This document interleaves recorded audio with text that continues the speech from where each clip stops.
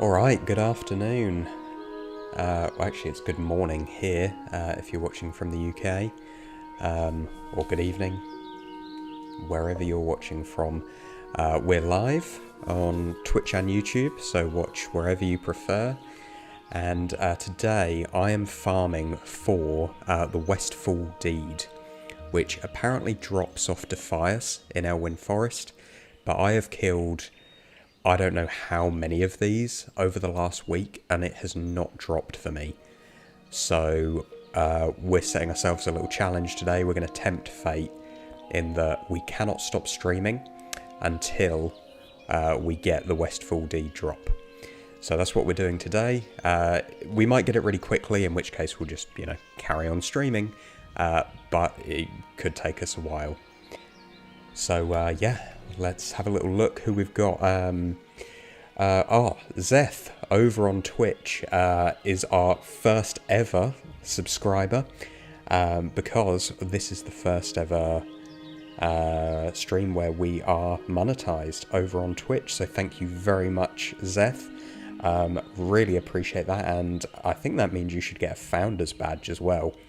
There's only 10 of those, I think.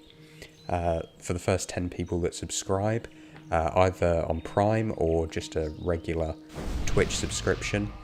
So yeah, thank you very much. I've customized all the emotes and stuff like that over there. So yeah, you get access to them.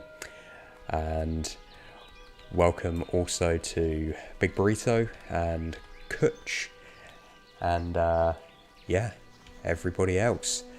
So we're going to get started, and I promise this is not going to be like the collector's schedule, because we were farming that for a little while and it turns out it was already in our bags. But I've checked, I've cleared out our whole bags. The only things we've got that have the same icon are these two quest items, and it's definitely not those. So we don't have the Westfall Deed. So yeah, we're going to start off. We're going to get the Defias in this area of the map because we've got a rare. We're going to come down here and see if we can get Thoros as well. And then if we don't get lucky, which I doubt we will, then we're going to come over to the Brackwell Pumpkin Patch. And we're just going to farm Defias ad infinitum until we get the drop. So yeah, welcome. How is everybody doing today?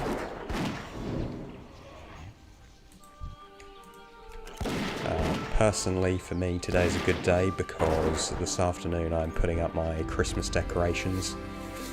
It is that time of year. I know we're not quite in December, but yeah, it's close enough. So I'm going to stick on some Christmas tunes. Get the tree up.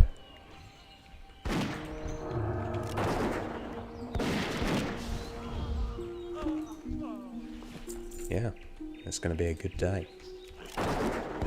Zeth, you doing well? Glad to hear it. Glad to hear it. Now, do you think it's too early for Christmas decorations? Because a couple of people have told me you're not supposed to do it before December.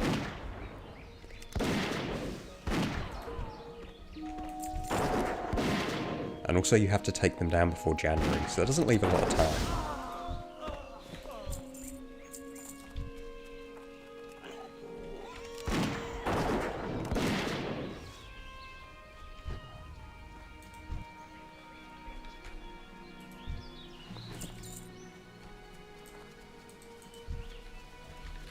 And the good thing is about doing this farm here is that these guys drop a lot of green items and a lot of linen cloth. So even if it takes us, hours to get the deed, that's absolutely fine because it's still a worthwhile farm.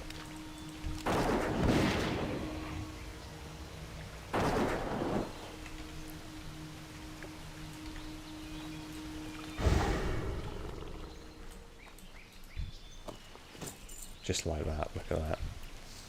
First green drop.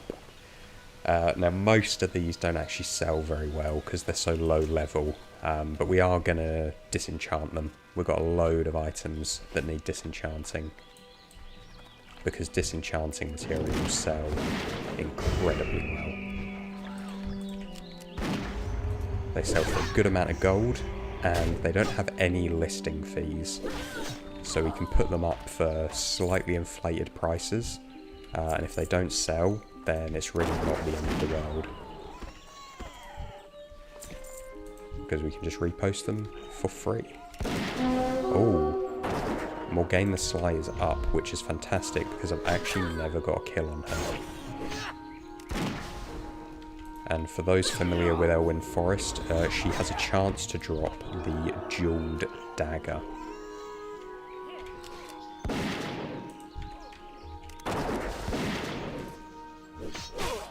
Which should be down here.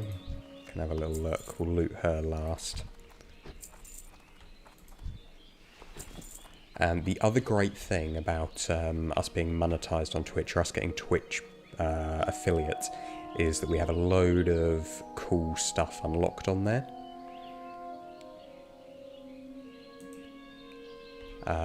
So we have like channel points, we can do predictions, things like that. Obviously nobody's going to have many channel points at the moment, but once we're a couple streams in, we'll start doing predictions, and there's some other cool stuff we can do with channel points that I need to set up. So for now, let's see if we get the jeweled dagger. We did not, but we did get the lithe boots, which is another unique drop. So, you know, 20 silver to a gold. That's pretty good. Because for those who don't know, we need to get 75 gold here in Elwyn Forest. And we're playing on WoW Classic, so 75 gold is a hefty sum. Zeth, you wish you could rock the Founders Badge, but sadly Twitch made the badge site-wide, and it overrides the normal channel sub-badges for any channel you have it on. Oh? What? That's sad. So how are you supposed to have the Founders Badge then?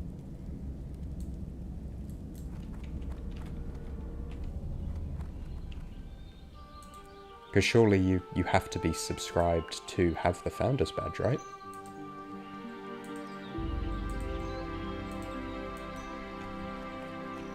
That's wild. I would have thought the Founders Badge would have overridden anything else, because it's quite exclusive.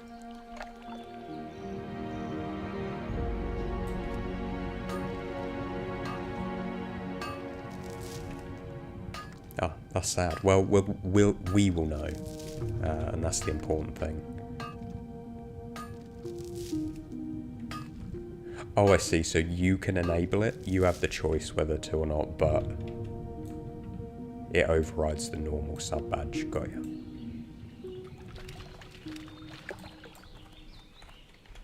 And you can't just like enable or disable it like per channel. That's for the entirety of Twitch.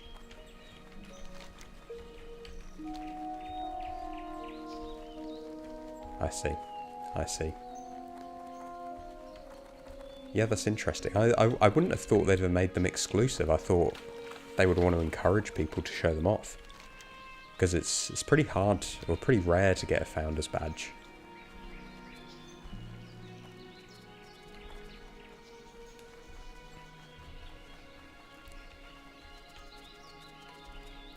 Well, either way, I very much appreciate it. Because not only do we have Twitch Prime unlocked, of course, so if you've got Amazon Prime, you get a free Prime subscription, so it doesn't cost you anything, but you can go onto your favourite streamer, you can get a Prime sub on there, you don't get any adverts on their channel, and they get a little bit of money, which is really helpful to those of us trying to turn content creation into a full-time endeavour.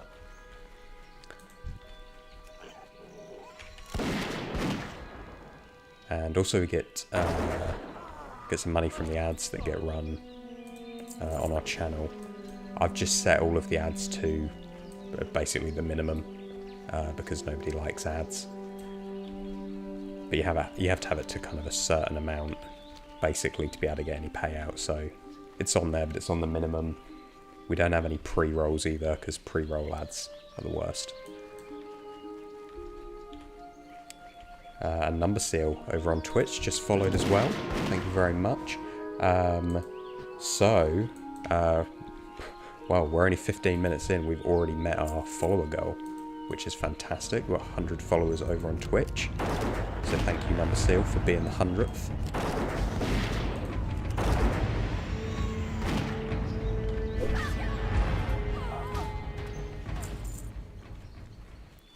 And this little area here is probably my favourite area to farm Defias, because you've got everything in one dense little area. You've got, obviously, Defias you can kill really easily for cloth drops and item drops. There's also generally 2 or 3 copper ore nodes that spawn around here, and this is quite a cool little farm. I'll show you in a second, but that you can basically infinitely do.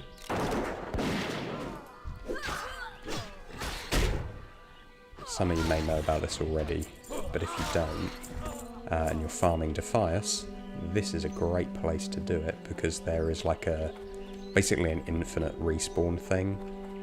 I don't think it's a glitch, I do think it's intended. So if we kill this Defias Dockmaster, what's going to happen is 3 bodyguards are going to spawn. So you basically get 4 kills for the price of 1. But this Dockmaster, he basically respawns at the end of every fight. So you can just get 4 Defias basically on a loop forever, and they all have a chance, I think, to drop the Furlbrow's deed. So look, Dockmaster's up again. As soon as he gets attacked, the bodyguards come in.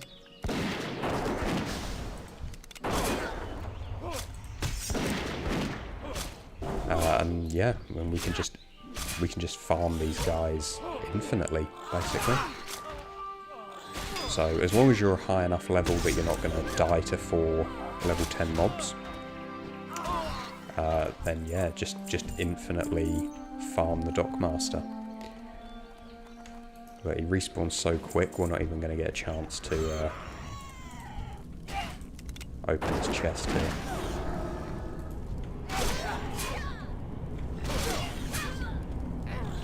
So we're gonna stay close, because I want to open this chest. Hopefully get some silver bars.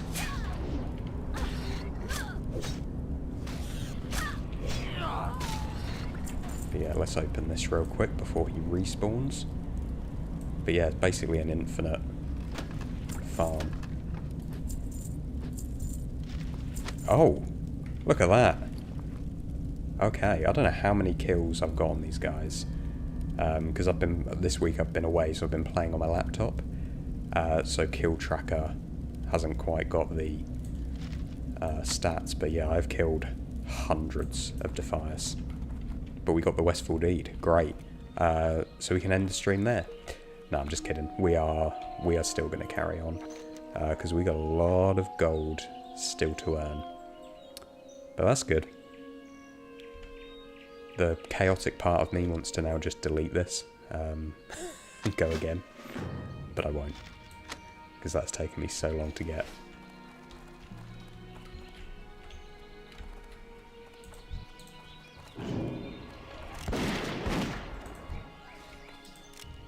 So yeah, I basically spent the last 5 or 6 days farming for this item, the Furlbrow's deed, and I knew as soon as I set it as like a Twitch goal or a stream goal, I knew I would get it. So I was kind of relying on streamer luck there. Oh, YouTube chat's not working. Okay, hang on a second. Let me have a look.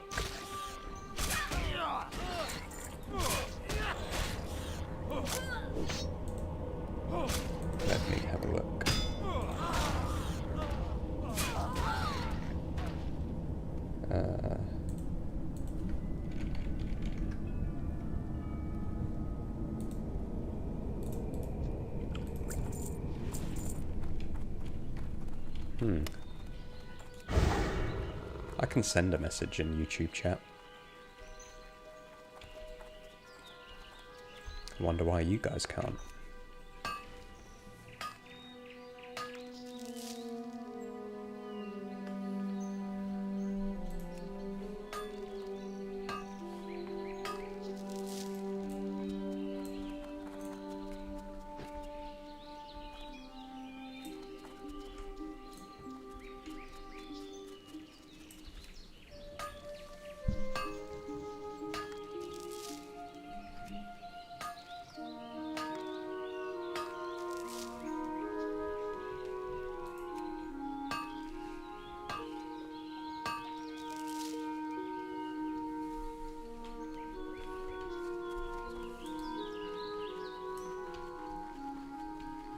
Okay, I'm gonna look into that, because apparently you guys aren't able to send messages on YouTube. Did think it was uncharacteristically quiet over there, but I figured it's a Saturday morning. Maybe we're just getting warmed up.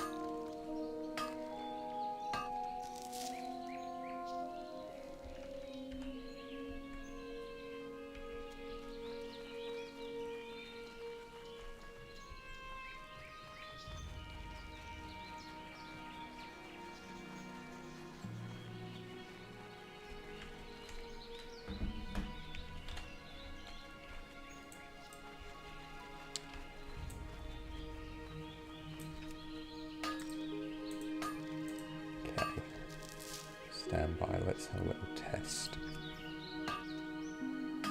Oh, I think I might have done it.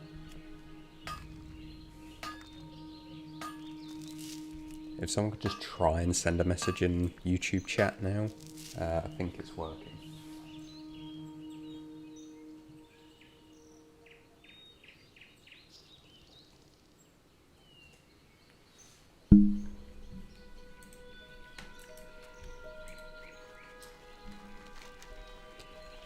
Arthur's is working. Awesome. All I did is unclicked the button and then re-clicked the button to enable chat, and yeah, that worked. That is the extent of my IT expertise, by the way. I can turn it off and turn it on again.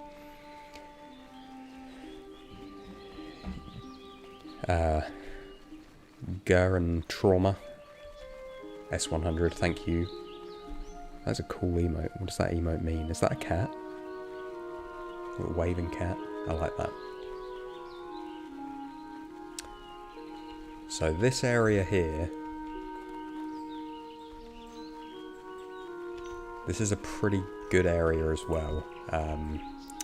If you kind of get bored of the Dockmaster little trick there, then coming to the Brackwell pumpkin patch is great, because the Defiers, because they're quest mobs, respawn really easily.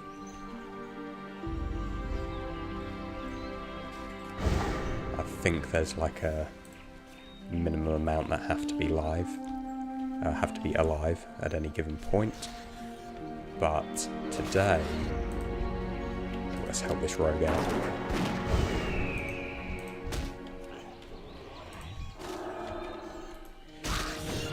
Today there are loads of people questing here. This is crazy. Jeez, I can see what, 7, 8 people at least, just in my field of vision here. So maybe this isn't the best place to farm today. Because we've got the Furlbrow's Deed, which I really expected to take us longer, what I'm going to do is I'm going to go to our old reliable, farm up here and kill some gnolls, because that shouldn't have much competition. Because we're going to need loads and loads of linen cloth for disenchanting materials. I'm also going to check on a very cool vendor that's in the area and sell off some of these rubbish items that we don't need. Holiday feels. It's nice to have people leveling on Classic. I see so few nowadays. Yeah, I totally agree. On the anniversary servers at the moment, as you just saw, the populations of players is going crazy. Because Burning Crusade is coming out soon. So the servers are progressing sometime in January, I think. Or certainly the pre-patch comes out in January. So yeah, I've got loads of people leveling here at the moment. You need something? Right. Sell off a load of items that we don't need. I was trying to find an add-on that automatically didn't... Actually, I don't have any of those. That automatically doesn't loot grey items. Because I've sold plenty of white items, but no grey items. Safe travel. But I couldn't find one. I know there's one for retail and for remix, where it automatically you can pick what rarity of items you want to auto loot. But I can't find one for classic, so we'll just have to have them for now. Zeth, as it's a special occasion, you might as well enable it. Yeah, why not? This is the first our first stream as affiliate, so definitely a special occasion.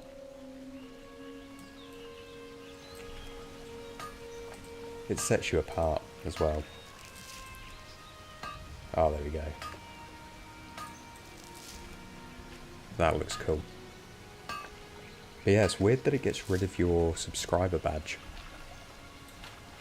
I always thought they you did one and then the other.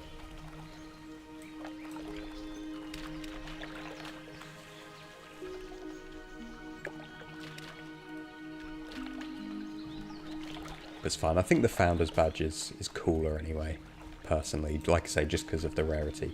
If you go onto a channel where you don't have a Founder's Badge, I presume it just shows you the regular sub badge, like it doesn't hide that, right? Because that would be really weird.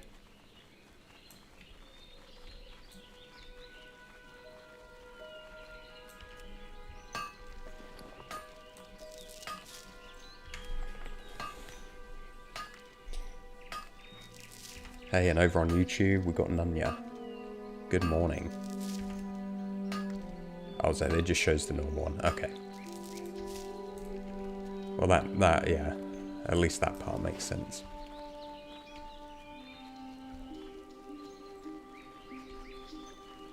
Yeah, Nunya, good to have you back. How's it going?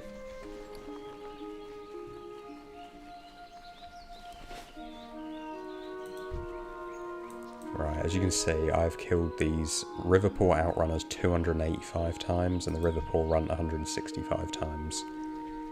So I've been doing a fair bit of farming in this area. Probably my favourite farm that I've found in Elwyn so far. Because it's so easy. And it's so relatively lucrative.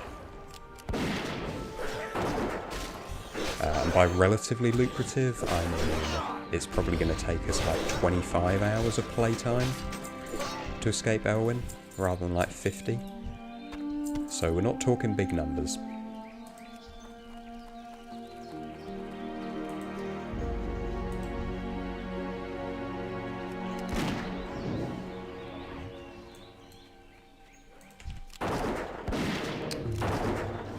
Holiday feels it'd be so cool if they did further development on Classic, letting the world naturally develop. I 100% agree. So I've been reading some of the WoW novels. Just finished Arthas, which is obviously all about his life, well, his entire life really, up until the events sort of Warcraft 3. And I just sort of had a picture of my mind of playing through, like you say, the whole classic world, even being able to go to Northrend, but like not in Wrath of the Lich King Northrend, I mean Northrend as it is now, currently in Classic. Would just be really cool if this just infinite, you know, frozen wasteland. A couple of very small, you know, like human outposts, but, you know, not the Northrend we know now. Would be very cool.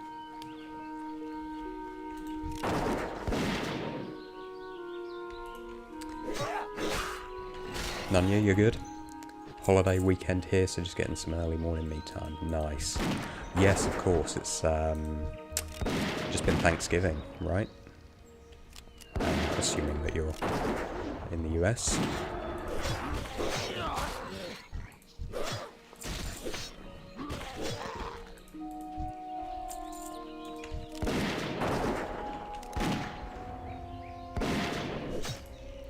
Yeah, keep it down to earth, less cosmic entities trying to stab Azeroth. Yeah, I agree. There's a lot that you could explore, even in just this. Like, you don't have to progress the timeline, but just expand the world, because there is a lot of sort of unexplored parts of Azeroth in the Classic era. But potentially that's what they're going to do with Classic Plus, right? I haven't actually heard any specific plans on what Classic Plus might involve, or even actually whether it's, you know, confirmed happening. But in my head, that's what it's going to be. I think potentially I might be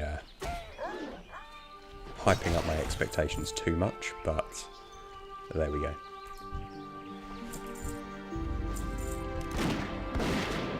None, yeah, Midwest US, nice. I feel like you guys are so lucky with like the holiday of Thanksgiving. So it's basically a warm up to Christmas, right? Big, huge meals. People just getting together. It's good. In the UK, we have Halloween, and then it's just cold and wet for a couple of months, and then it's Christmas. So I feel like having another holiday around then really gets you into the spirit of the season. Hunter, afternoon chat and Tomlin.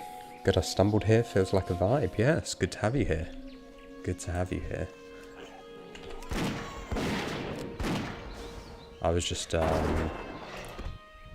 wondering if, so I'm going to put up my Christmas decorations today, whether that's too early, because I've been told I shouldn't do it before December, but, I mean, we're basically in December, right? We're not that far away.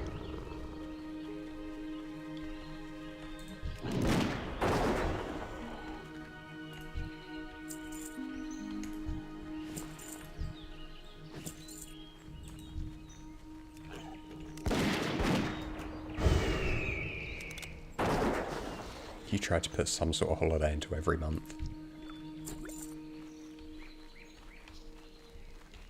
Yeah. You got Halloween in October, Thanksgiving, Christmas, and New Year, and all that sort of stuff. What do you have in January? You got like Valentine's in February, I guess.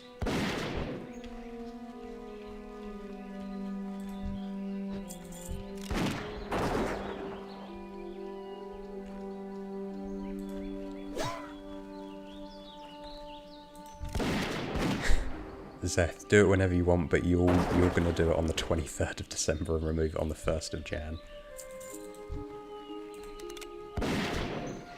Yeah, I mean, that's fair enough. Me, I'm like, it's so much effort. Although I guess it doesn't have to be so much effort, but yeah. We put a lot of decorations out, so it's like, if I'm going to go to all that effort, I'm going to have it up for like an entire month. Oh, January's New Year's. Okay, yeah, fair enough. I suppose for us, like, New Year's Day, nothing really happens. It's all kind of on actually New Year's Eve.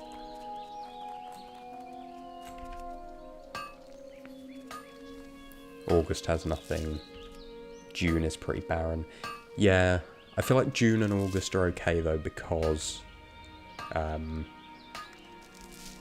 you know, they're peak summer months. So there's, you know, you don't necessarily need events, because it's just perhaps naturally a bit more, I guess, sociable in that, you know, it's nice weather, people can go out more and actually do stuff. Whereas in the winter months, you kind of need stuff to do inside. But I'm with you, Zeph. I love just winter in general, because I'm very much stay inside, play some board games, you know, get cozy with a cup of tea, that kind of thing. I don't love the whole, you know, it gets dark at like 4 PM, but other than that, winter's pretty good.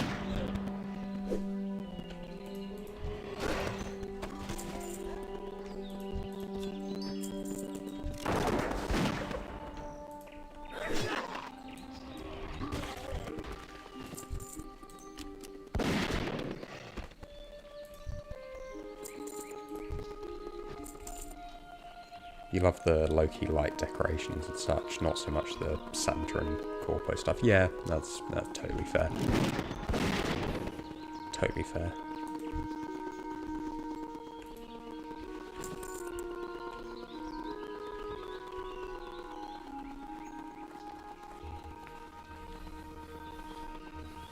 New Year's Day is a big family and football day. Ah, okay. Yeah, I suppose that's not dissimilar. Like, New Year's Day would normally, like, I don't know, go for like a long walk or something. Maybe have lunch around a family member's house. But it's a fairly, yeah, it's a very low-key day. A lot of people don't even bother going for the walk, because they're like stuffed from Christmas or suffering from the night before.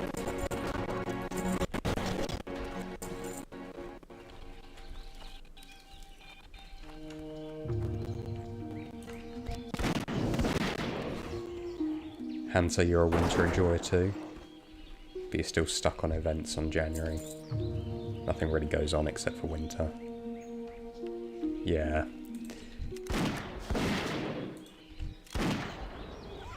Yeah, I think you hit the nail on the head there. The thing is, I love the aesthetic and the feel of winter. And I don't mind the cold either. It's purely the lack of daylight hours. If you could have all the same activities, all the same... I don't even mind the weather too much. But everything exactly the same, but you had, you know, 14 hours of daylight. That would be perfection to me. There's something quite nice about being in like a warm house, but it being cold outside.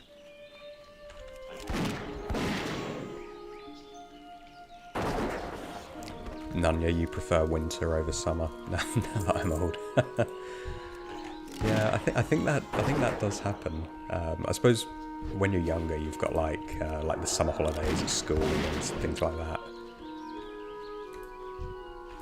Whereas as an adult, you don't get that. Teddy, can I share the Cluck quest? Do the Cluck. What's the Cluck quest?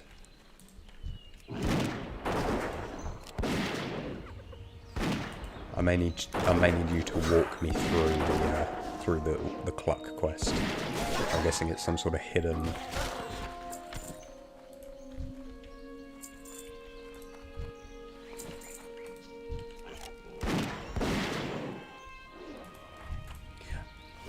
I vaguely I vaguely recall there being a quest where you have to interact with a chicken or something, but I assume that's what you mean.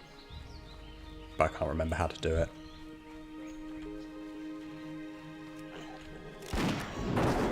Cluck equals pet chicken.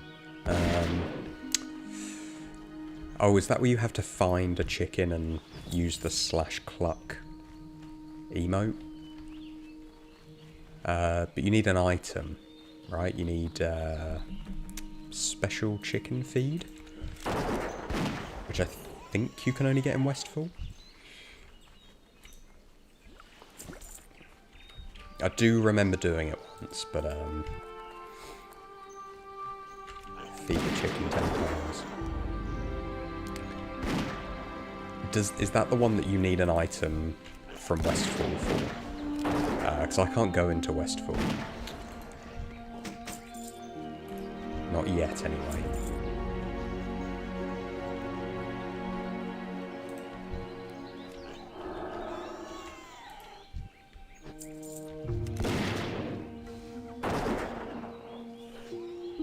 So I should probably give some context for those that might be on the channel for the first time.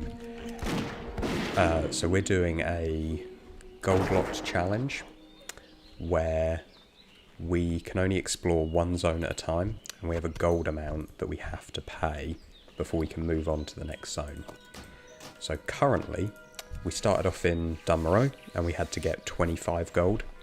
Then we went to Loch Madan, where we had to get 50 gold, so the amount of gold we need each time goes up by 25. And now we're in Elwyn Forest, so we need 75 gold to escape. Now, looking at my inventory, you might think, oh, we got a long way to go. But I am using a mailbox ult, or an auction posting ult, just because, obviously, I'm on the anniversary server, and everybody knows what my character name is. So if I posted all of my auctions myself, people would potentially just buy stuff that they wouldn't normally buy. So I do have a load of auctions that have sold on that character. We're not at 75 gold yet, obviously, otherwise I'd be editing a video right now.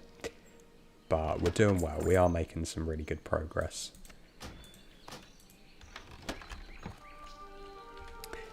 I'm going to be in Elwyn for a while. Yeah. I am going to be in Elwyn for a while. Although,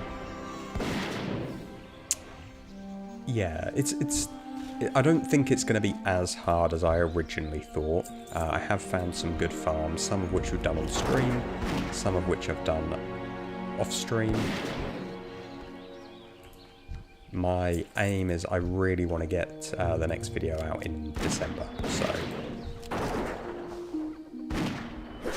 and I want to have a video per zone. I don't want us to have like 3 videos of us being in Classic Elwyn, because I honestly don't think there's 3 videos worth of content in Classic Elwyn. There definitely is in Retail Elwyn, but yeah, we're not gonna milk it too much, because I think there's one episode's worth of content here. So that's the goal. That's the gold. You notice I never delete the grey braces. Yeah, I mean, I probably should. They're really not worth anything. This is what I mean, I have never sold a grey item for anything above just vendor trash. So yeah, grey items really aren't worth it. Which is why I'd like an add-on where you can where it only loots a certain rarity and above.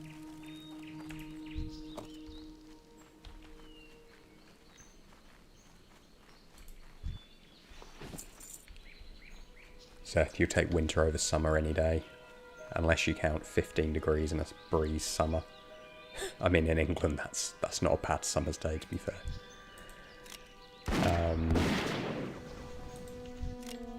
Cold, you can always do something about. Cozy warm clothing, 30 degrees and humidity is just adamant. Yeah, I completely agree.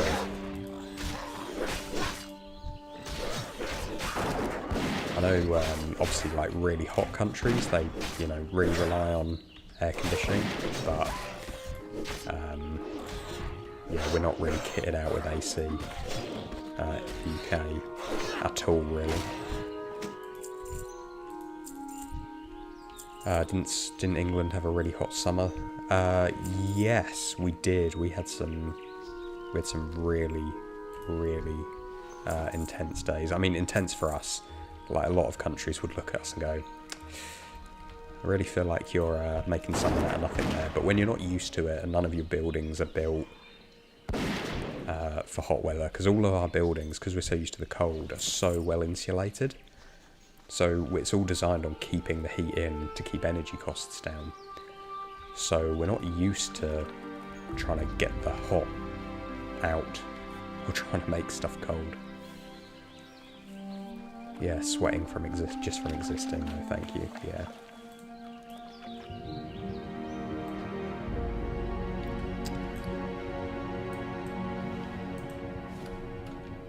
Thing is with the TSM tooltips, you might think, oh, you know, these are on the auction house for like 6 gold. They will never sell for 6 gold. And I could already tell you I've tried. Tried to sell them for like 30 silver. And even then, it just doesn't work.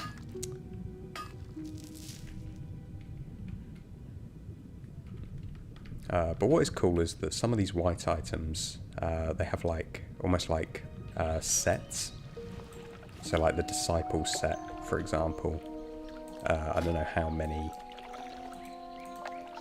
different items there are. We've got probably the 3 worst here in the braces, the gloves and the belt, but I'm sure there's a Disciple's cloak as well, and there's probably a Disciple's, you know, tunic and Disciple's pants and things like that. So they might sell well, because they do kind of look half decent for what they are.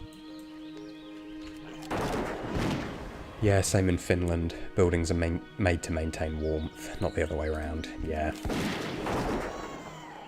which is great in the winter. Like, you know, it's been below freezing here already, and we haven't turned on our heating once because we just don't need to.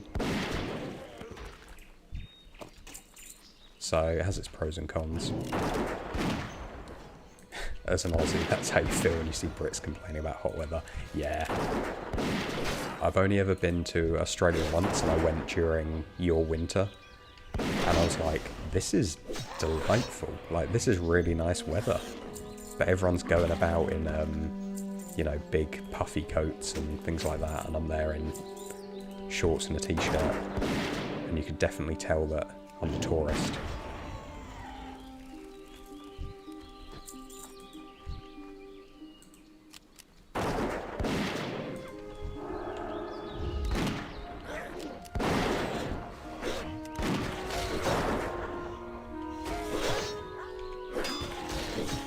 Zeth, you've picked a profession that has its peak during spring and summer, working outdoors, like 90% of my work day.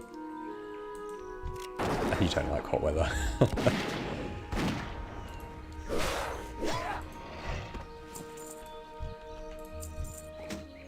Probably get a... It's probably good for you, right? But yeah, not enjoyable, especially if it's like something manual and you're like sweating all day. That's not ideal. Teddy, you're watching from San Francisco. What's the weather like in San Francisco? Is it fairly mild?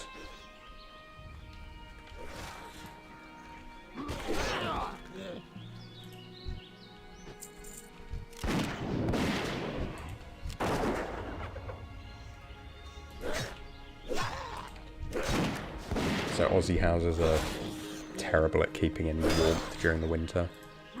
Yeah, I mean, that's it, right? It's very difficult to make buildings that can do both without using a lot of energy. So you kind of just got to go for whatever's most common.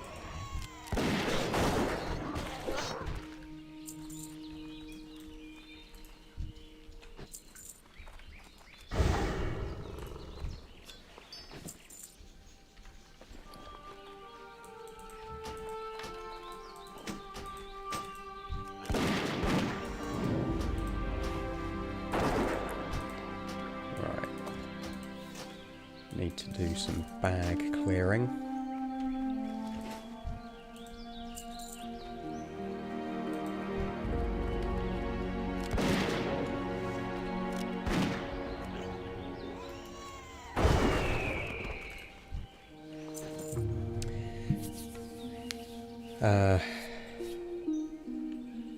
Sinitsa. What's the big ticket item I'm looking for on Knowles? I would love to say that there is a big ticket item. I don't really think there are many big ticket items in Elwyn. There are a couple, and I'll show you a couple of them in a few minutes, because we're going to go ahead and try and find a couple. But yeah, Knowles, they don't have like a singular item I'm going for, but they do have a couple of reliable farms. One of which is the linen cloth that they drop. So for linen cloth, my plan is to convert these to bolts using tailoring, and then convert them to brown linen robes, then pick up disenchanting, disenchant them all, and sell the disenchanting materials. And I've worked it out that basically for every linen cloth that I get, once I've converted it all the way through, I can get about 1 silver's worth of value per linen cloth. So this little bit of linen cloth we've already got, that's worth the best part of a gold. Plus they drop green items.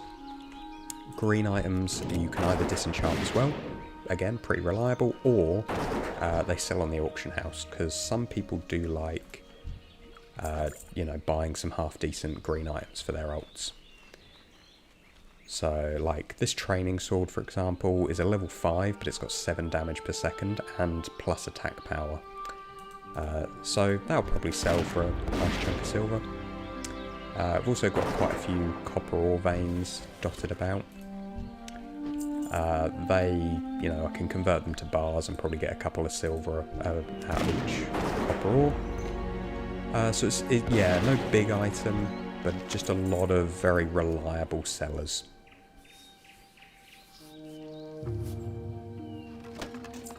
Plus, these treasure chests have a chance to drop silver bars, and silver bars sell pretty good, 15 to 20 silver each, so that's not bad. It all adds up.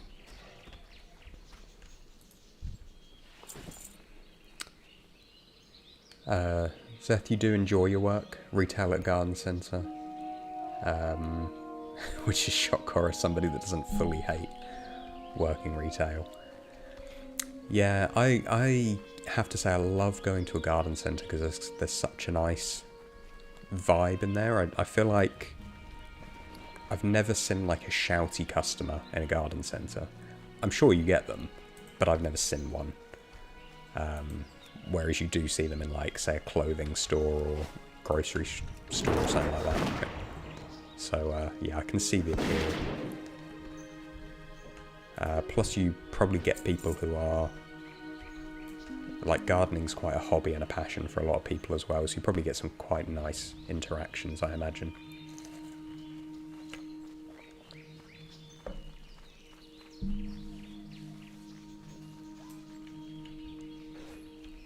I can fish big ticket level 28 stuff, right? So fishing in Elwyn is probably the worst gold per hour I've found, because you can only really get the raw brilliant small fish and the raw long jaw mud snapper, both of which sell for like coppers each. Zeth, I'm correct. Yeah, no, that's good. That's good. Yeah, I've had jobs in my life that I love and jobs in my life that I really hated. And when you've got one you love, yeah, or at least, you know, you're happy to go to every day. Like that is a huge thing. So that's very cool. Hansa, have I been thinking about which zone comes next? I absolutely have. I've been thinking about it a lot. Let me just kill these guys and then I'll walk you through our options and how it all works.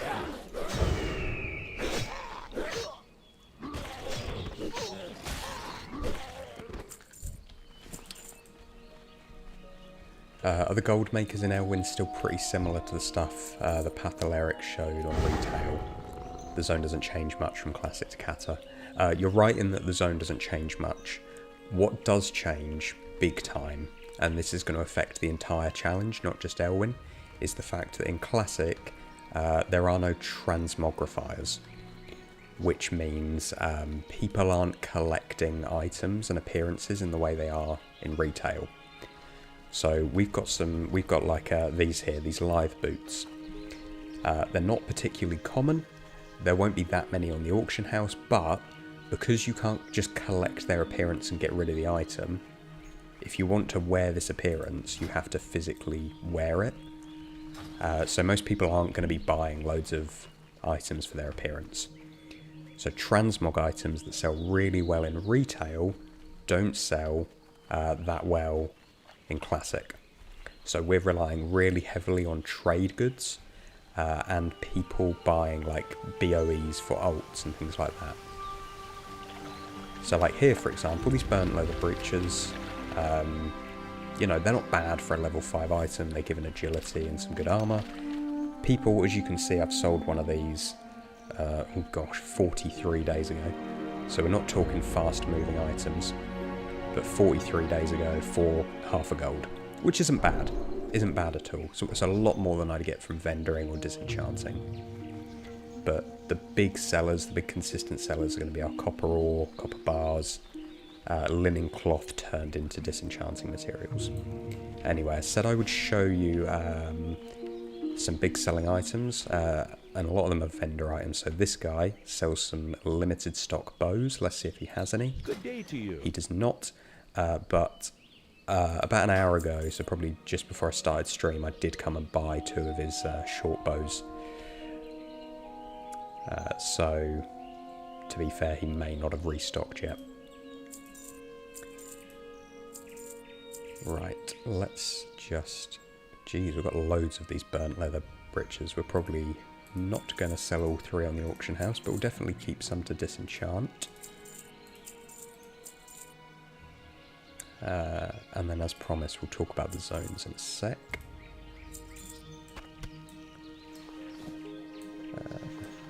We've got 2 of these disciple cloaks. Okay. If I had consistent access to tin, how much better would bronze bars be compared to copper bars? Much better. So I can get about double the value out of bronze bars compared to copper bars. So yeah, it does make a big difference. And what we're actually going to do... So we can go back to old zones.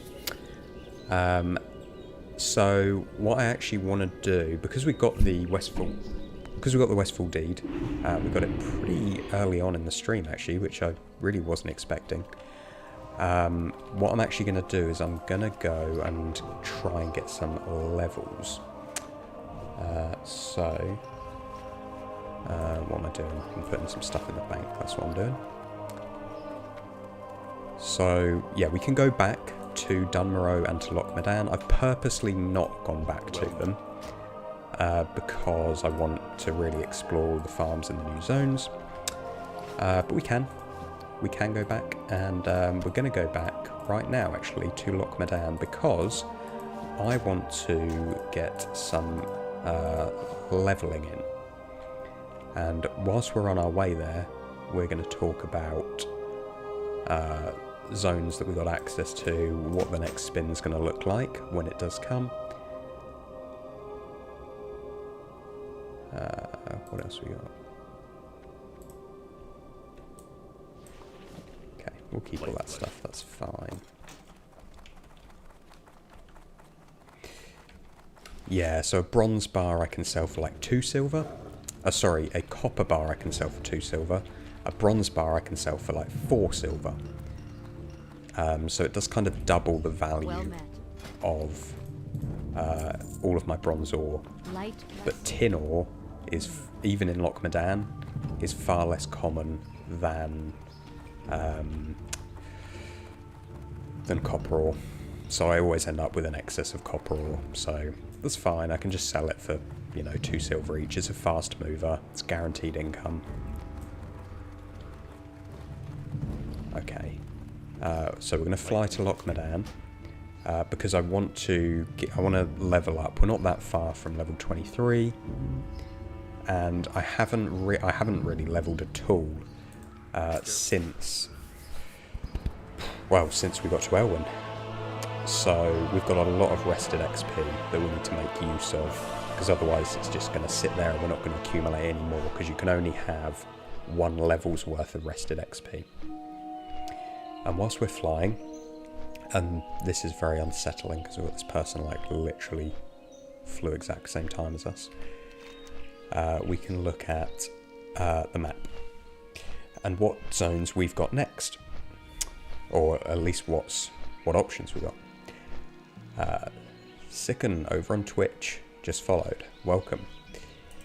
So, currently, for those of you that don't know, we've got Dunmoreau, Loch Medan and Elwyn Forest all unlocked. And the next zone can be any zone that is connected to them by intended paths or modes of travel. So from Loch Medan, we've got this path up to the wetlands, so we could unlock the wetlands next. We've also got this path down to the Badlands. We really do not want the Badlands, guys. Badlands is bad. Badlands is like level 35 mobs, and we're level 22. So even if we leveled up as much as we could in Loch Medan, we're probably just going to die a whole lot in the Badlands. But it has to be an unlockable zone, because it is accessible quite clearly by this path. So we just hope we don't roll that. Then from Elwyn, we've got this path into Redridge here. Redridge would be a really cool zone to get. It's level appropriate. We're a little bit over leveled for it, but that's not a bad thing at all, because we can really exploit all of the farms straight away here. We've also got, of course, Westfall from Elwyn as well. Westfall would be good. I'd be happy with Westfall. It's got the dead mines, but because we can't group up, we would struggle to do the dead mines solo at this level. So what I'd really like is either the wetlands or Redridge, because that would allow us to get some higher levels. So for me personally, if I was doing like a tier list, wetlands would be number 1, higher level materials, level appropriate mobs, that would be really great.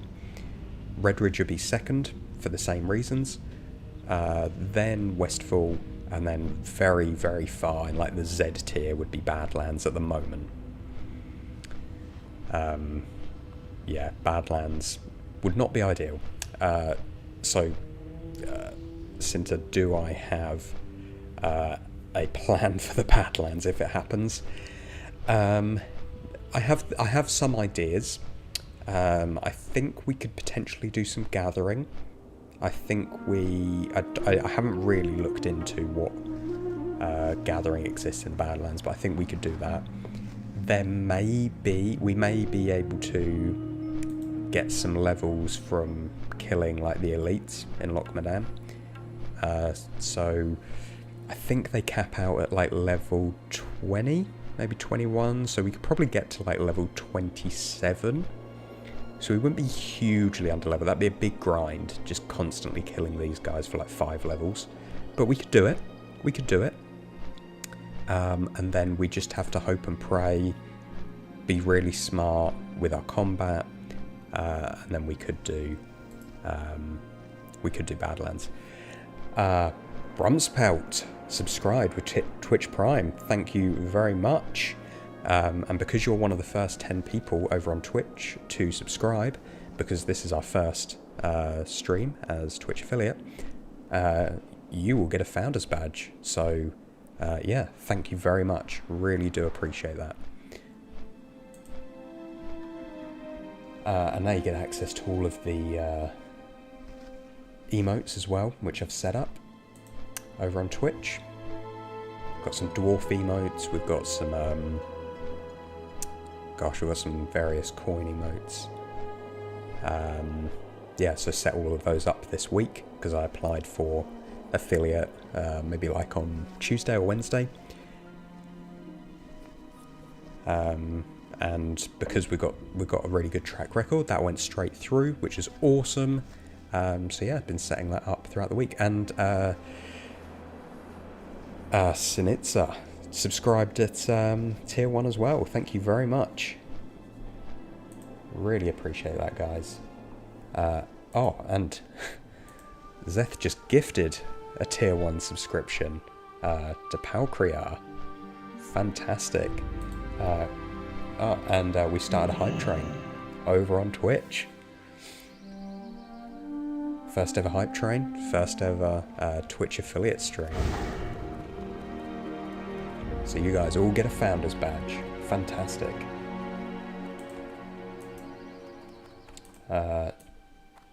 Now obviously I've seen hype trains before, but never on my own stream, so let's have a little look what it's saying. So you've got 3 minutes and 30 seconds. Level 1 hype train. Okay, so every time you cheer or subscribe or whatever. So if you've got Twitch Prime, so if you've got Amazon Prime, you can subscribe to a channel each month for free. So if you want to nab a Founders Badge and you like the channel, then I would definitely go ahead and click that button. Yeah, thank you very much, guys. This is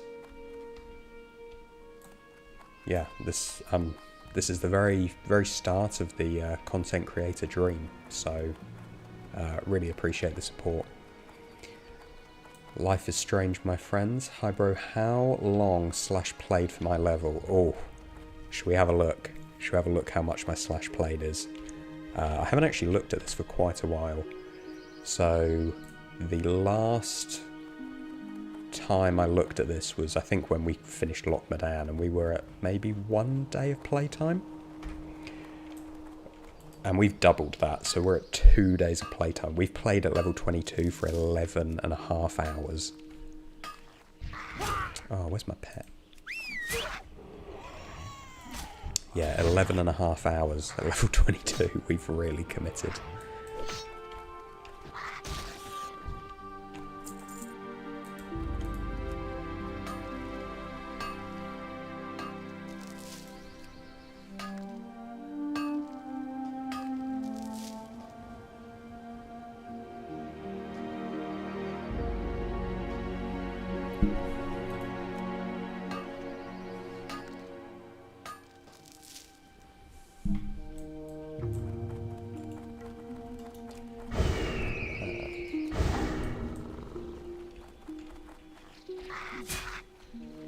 Am I planning for much to change with TBC? I am, actually. That's another thing we probably need to talk about. Just give me 1 second.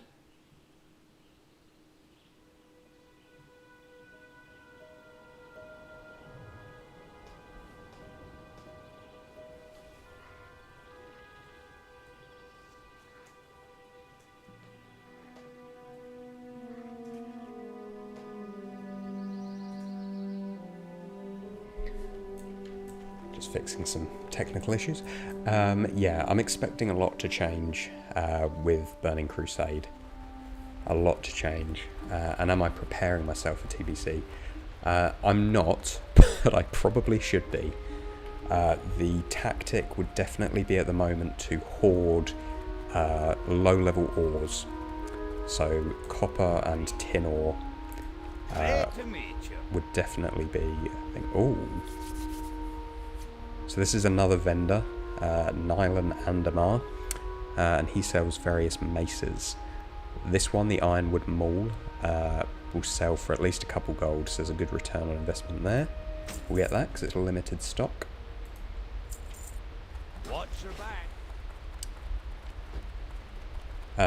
So yeah, hoarding low-level ores. So really, what I should probably do if I'm being smart is I've got loads. I've got 100. Oh no, that's how many I've sold. I've probably got like 100 odd ore, copper ore in the bank at the moment. I should hoard all of that, and I should wait for Burning Crusade to drop, because with the new skill, which is going to be jewel crafting, which is going to come out with Burning Crusade, prospecting is going to be really important, and people are going to spend a lot of gold getting their jewel crafting up. So I probably should hoard some, well, loads of different ore, really, is what I should do. And I might do, we'll see how we go. I have a choice when the Burning Crusade pre-patch comes out, whether I want to progress to Burning Crusade, or whether I want to just stick with Classic. I think I am going to progress to Burning Crusade.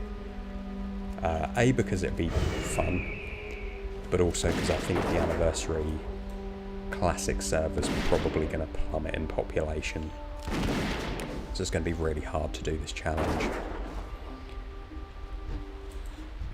But we may need to adjust our gold goals if we're doing that. Because there's going to be some inflation. Low level stuff's going to be,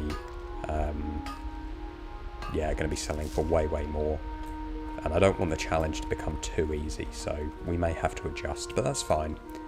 So we'll progress to Burning Crusade, but we're not going to let it break the challenge.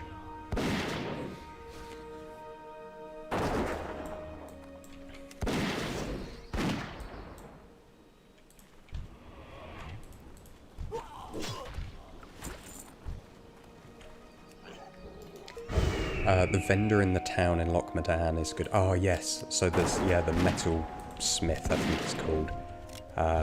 Yes, you're right. That is a really good vendor that I completely forgot to check on. He sells the enamelled broadsword and the feral blade, which I, really should have had a look, because I've actually bought those a couple of times in the past when we're in Lochmadan, and flipped them for a few gold profit. So yeah, you're totally right. Should have done that. We might do that later if we go back to what is it? Is it Thelsamar? Yeah, if we go back there, we'll look in on that vendor.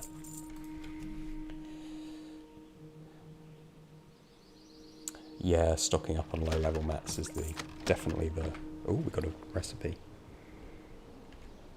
which does not really sell for much. Oh well.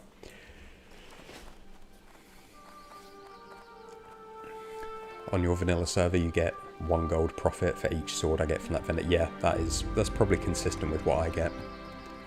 Really should have looked into that. Oh well. So what we're gonna do now is we're gonna farm these ogres for a bit, because they're elites. They give really good experience. Also, they drop a lot of green items, some wool and linen cloth. They're just all round great mobs to kill. Nunya, am I able to use mailbox storage? There's no sort of rule against it. And obviously I do have an auction house ult, so that does naturally expand my storage capacities quite a bit. But I'm trying not to rely on that, because in theory I could just have... Well, I mean, the thing to do is definitely just to send everything via mailbox to an ult. And then you can just press the return button for free. It's basically free storage. That's the thing to do if you want to min-max it. But I'm not really doing that. I am trying to hold as much as I can on this character. And convert it and then sell the final goods to my auction household.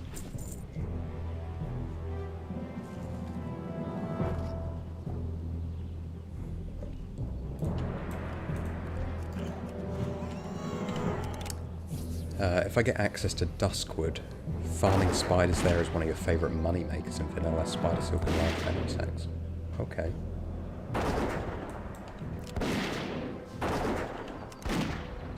Good to know. Yeah, Duskwood would be really good if we... What would be great is if we got Redridge next time, and then Duskwood immediately after that. That would be a... That'd be a great combination of zones.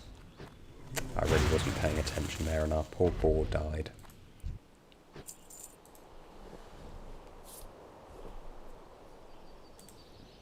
Whoa, last time you farmed there you were getting 2 gold per venom sac?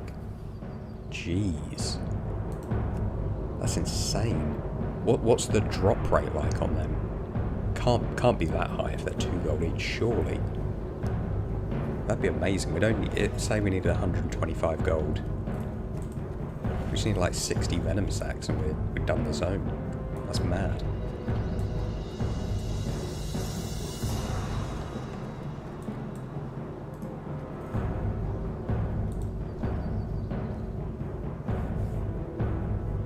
I definitely think we're in the...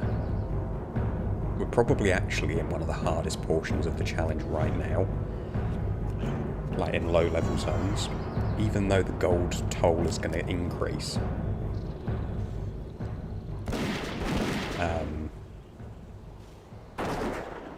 The relative price and value of materials is so low compared to that toll. Whereas like Duskwood, geez, 2 gold per item. I need to look up the drop rate on that. Because even if it's that's like 10%, you're getting like 20 silver per kill on average. Which would be mad. I'm going to look it up. Large venom sac.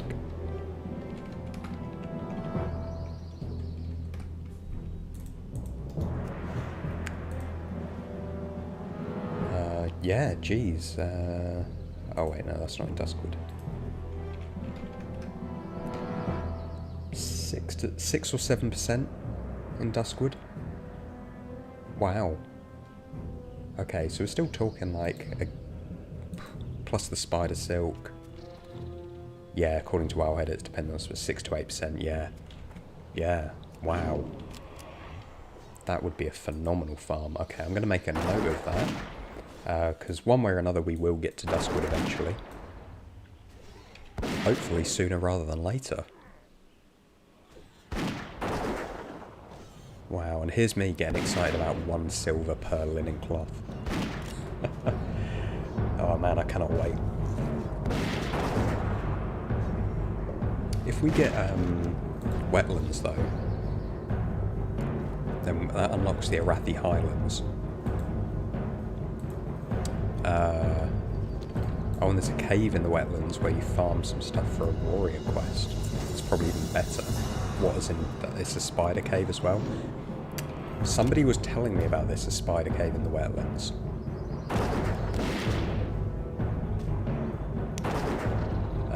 So yeah, so if we got the wetlands, that would unlock Arathi Highlands, and it would unlock wherever that boat goes to.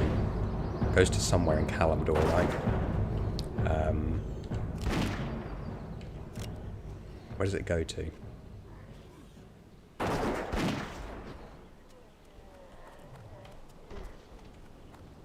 Yeah, spider cave in the wetlands. Okay. Where does that go to? Does it go to Darkshore? Or does it go... Doesn't go to Duskwallow Marsh, does it? Theramore Isle. Oh, it is Duskwallow Marsh. Okay.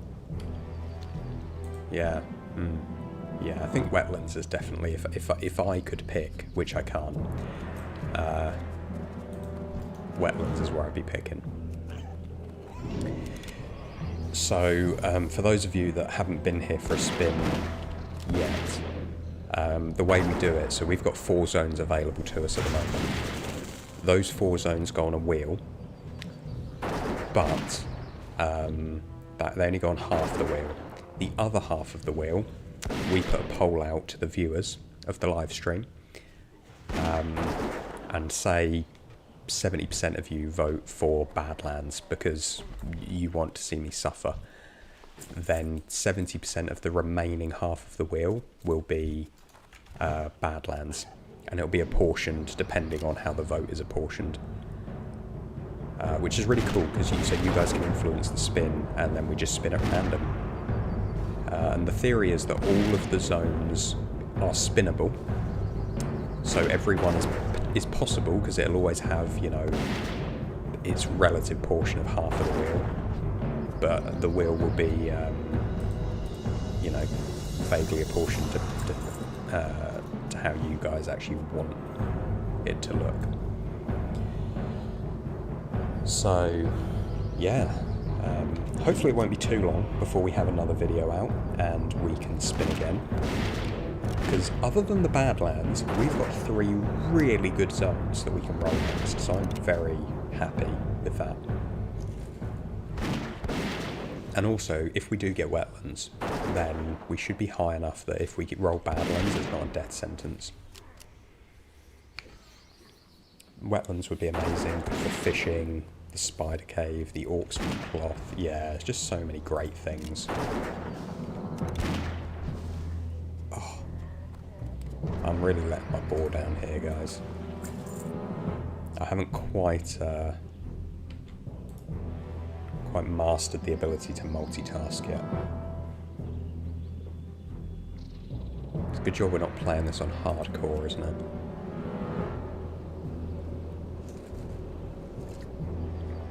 Oh, a tin vein. Right. Tin veins are awesome because they, as we said earlier, they basically double the value of our copper ore.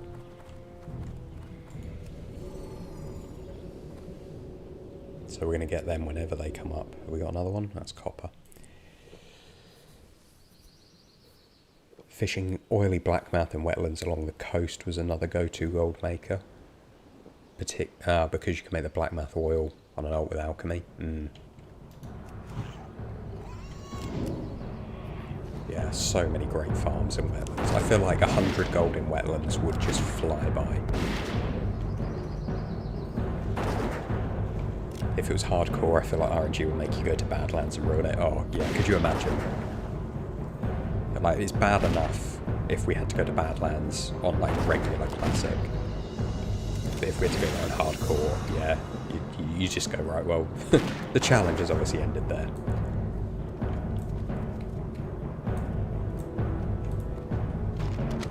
Ooh, another recipe. Low-level recipes almost never sell for anything. I'll keep them for alts, but I'm not expecting to actually get any gold out of them. Nunya, one of your favourite classic farms is the Yetis. They're skinnable mobs with a humanoid loot table. That is, yeah. Humanoid loot tables are objectively the best. And yeah, being able to skin them is even better. I'll be honest, I do have skinning at the moment, but I've really kind of let that slide because I'm just getting so little gold off of it.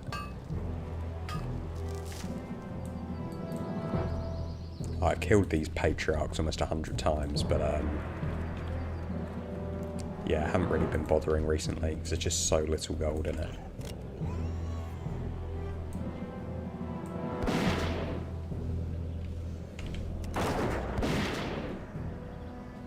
I love it every stream, Nunya. I see your name pop up on YouTube and then I see it pop up in Twitch. I appreciate the dual watching.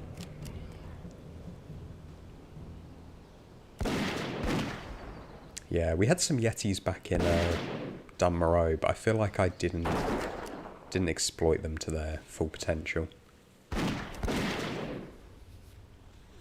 I feel like the stringy wolf meat was such a good farm that I kind of forgot any other farms existed.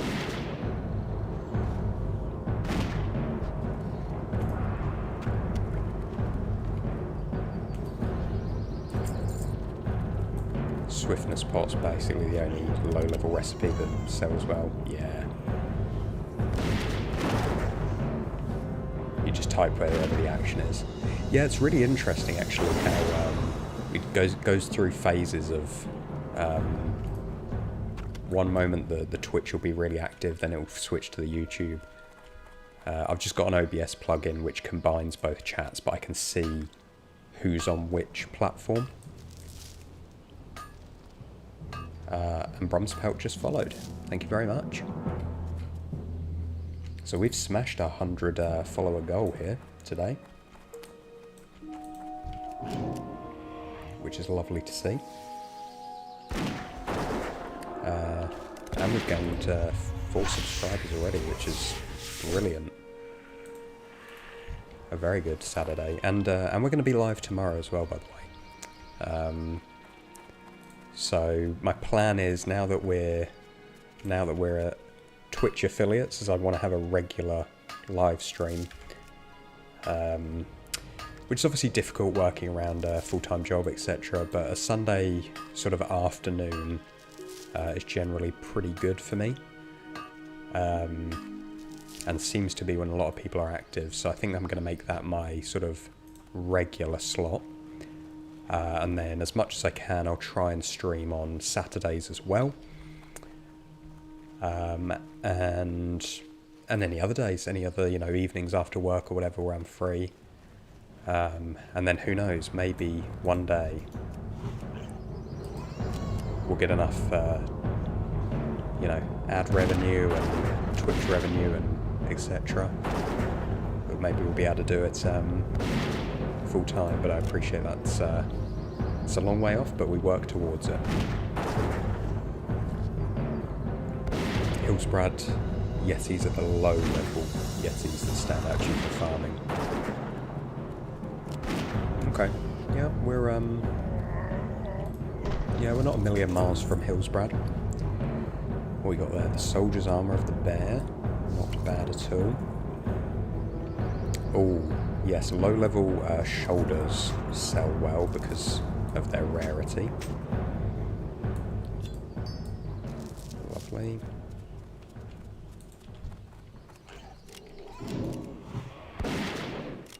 I've got some wool cloth. What else have we got?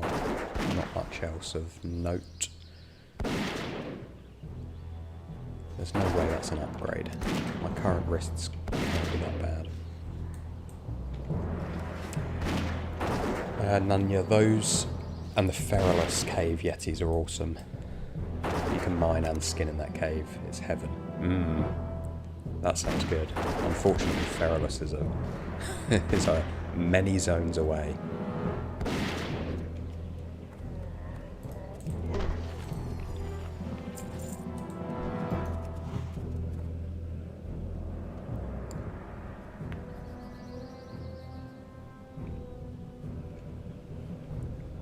Yeah, it sounds like these sort of like level 30 to 40 zones with caves.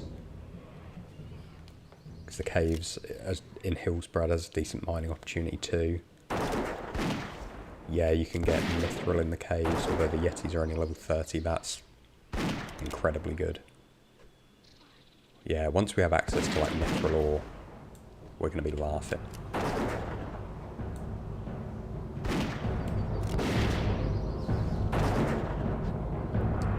Awesome. Right, we're probably only about 3 or 4 kills away from leveling up, which is great.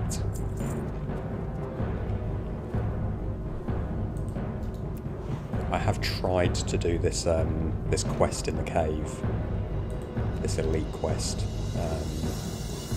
but there's just too high density of elites.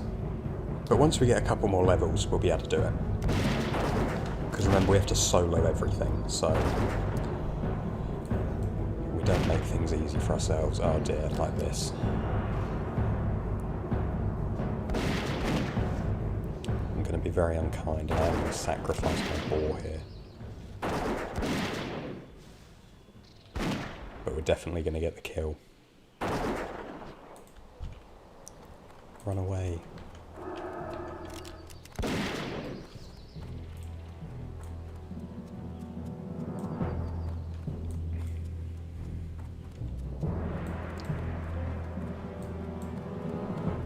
The boss at the end of the cave has 2 ogres with him. Yeah, we ain't going to be doing that for a few levels, that's for sure.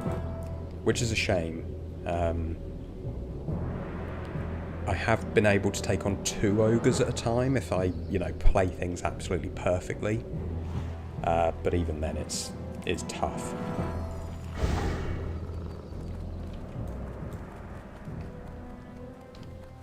Gold nodes are very common, yeah. Gold or silver or the sort of rarer stuff sells like crazy. Because it's so hard to farm in Classic. No flying in the old world, I guess. No flying at all in Classic.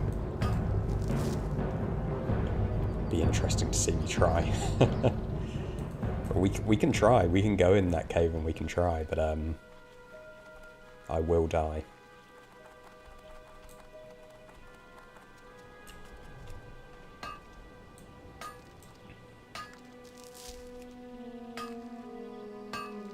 I'll tell you what, when we level up, we'll see if we're strong enough. We'll see if we can take on 2 ogres at a time. We've only got to kill like 3 more.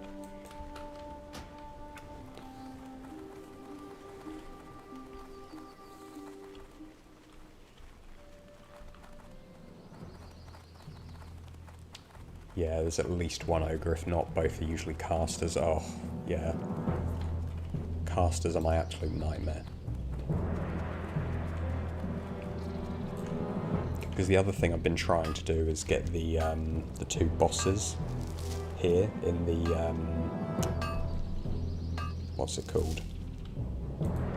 In the Iron Band's excavation. There's 2 bosses who are kind of next to each other, but they too are flanked by 2 mobs, one of which is usually a caster, and one of the bosses is themselves a shaman. So even though they're like level, I don't know, 17, 18, something like that, they're actually really hard fights. Maybe we'll give that a go too, why not? Boar can tank him, yeah, he's pretty good. At least the ones over in Iron Band's excavation, they aren't elites. Obviously the bosses are like rare mobs, but the guards and that are just regular mobs. Oh jeez, this guy just spawned right on top of us. Yeah, we'll give it a little go. We'll level up and we'll see if we're strong enough. Just kind of have to. Oh jeez, that's exactly what I did with that.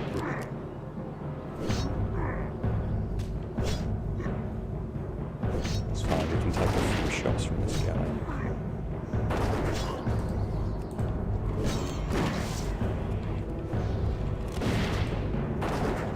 Yeah, we're definitely not strong enough to take on 2 of these.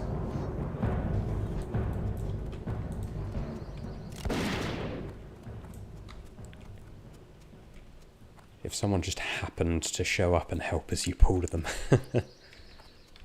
There's been a couple of times where, like, there's been 2 elite mobs, and another player's kind of run up beside me, and we've just kind of done that, like, knowing nod of, I'll take one, you take the other. I think that's generally fine, as long as it doesn't become a pattern. There's a fine line between, just helping other players out and then, trying to game the challenge.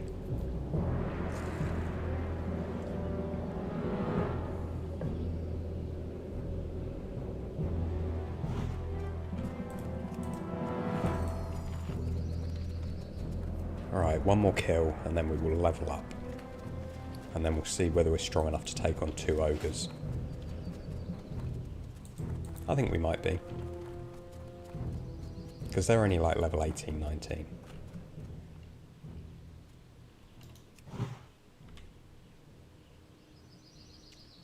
Hansa just followed on Twitch. Thank you very much. We are smashing our goals today.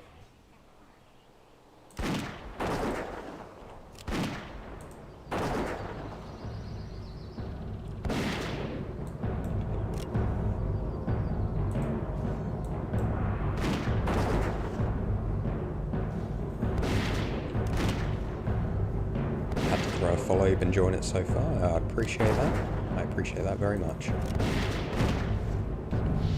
Yes, there we go. Level 23. Okay.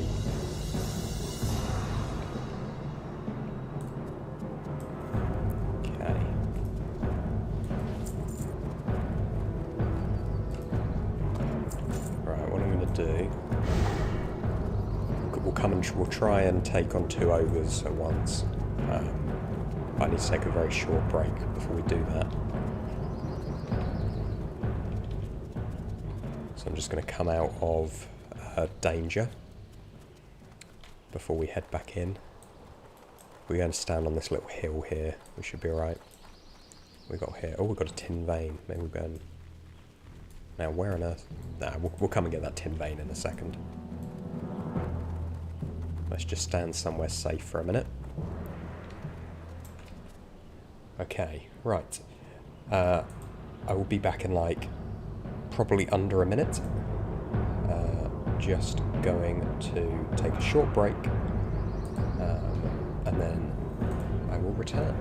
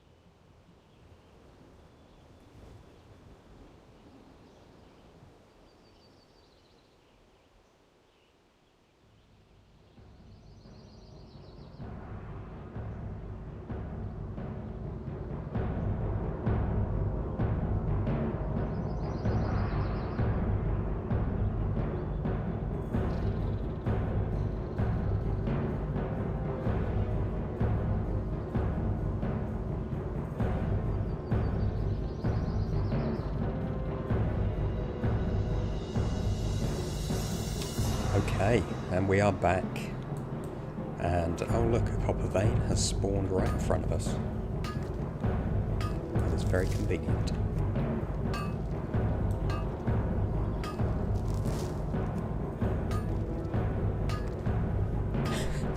Nunya, while I'm gone, everybody on YouTube switch to Twitch, and everyone on Twitch switch to YouTube. See if he notices. You know what? I probably wouldn't. The thing that gave it away was the discussing the plan in chat. Yeah, now that you've said it, you would. How dare you point out the flaw in my foolproof plan? It was a great plan. There was only the one flaw in it, though.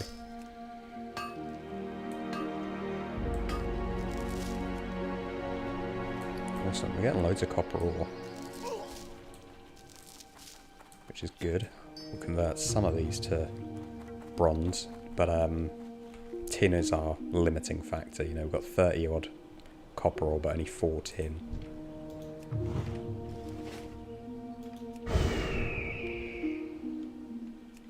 Alright, let's go. Let's see if we can take on 2 of these ogres at once, because if we can, we might be able to do at least one of the quests.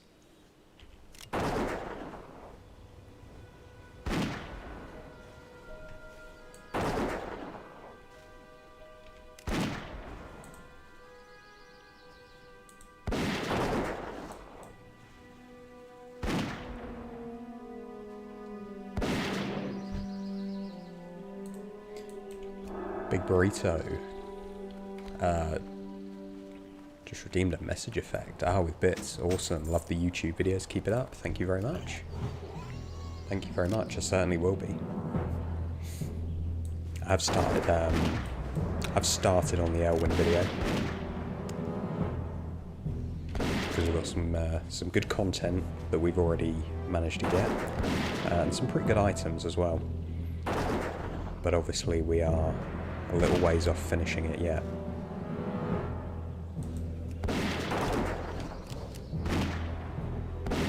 Jeez, we're definitely not going to take on 2 ogres for this.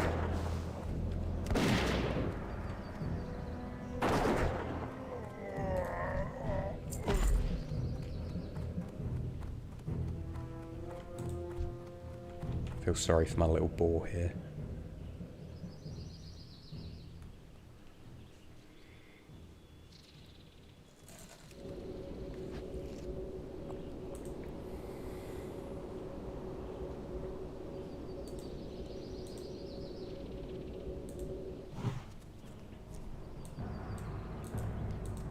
We're gonna try killing some more of these. Oh, I don't have as much rusted experience as I thought. I guess it hasn't been a full 10 days yet. Nunya just subscribed to tier 1. Thank you very much. Thank you very much. And I believe that's a founder's badge for you as well. I think we've still got maybe 5 more founder's badges to go.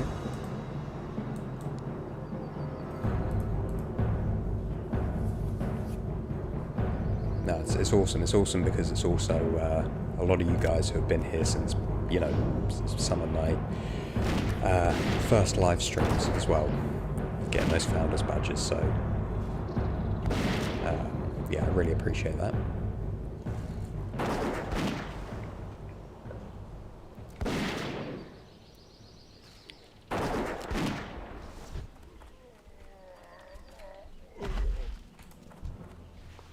Oh, 3 wool cloth. Lovely. Right, let's try and kill some brutes, because they're the ones we need for the quest. Because even if we could just do 1 elite quest, that'd be awesome.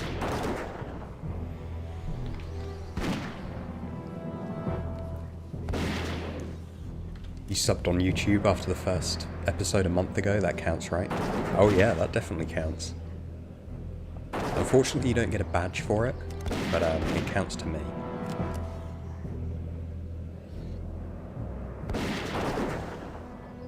Because the YouTube videos are where it all started, right?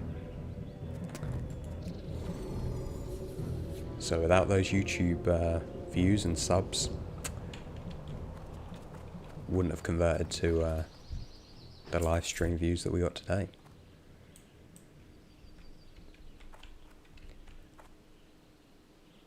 Jeez. Okay, we're not going to go in this cave because that looks like death. We'll try maybe this one up here.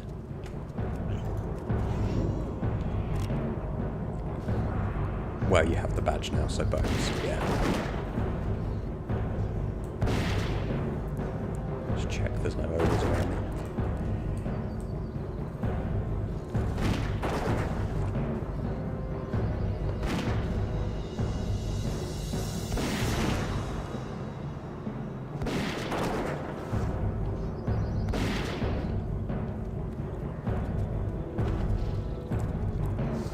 Hoping we can finish this quest by killing the brutes, but if we can't, we'll pop on over and try and get the Trog bosses.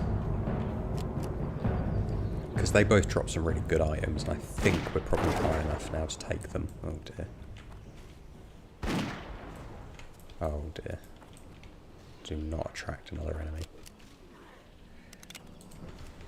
Yeah, I'm going to say this probably isn't working. Because we can just about take one. But as soon as the second one comes in, we've got no chance. So we're going to need a couple more levels, I think.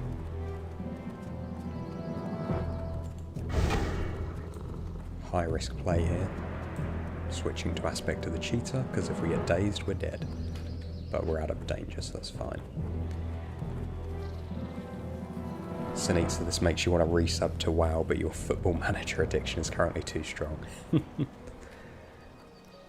That's fair enough. I've heard, I have to confess, I've never played Football Manager, but the people I know who do play it religiously. So I'm kind of scared to start, to be honest. Because if I had another game at, you know, taking up my time, I don't think I'd get anything else done.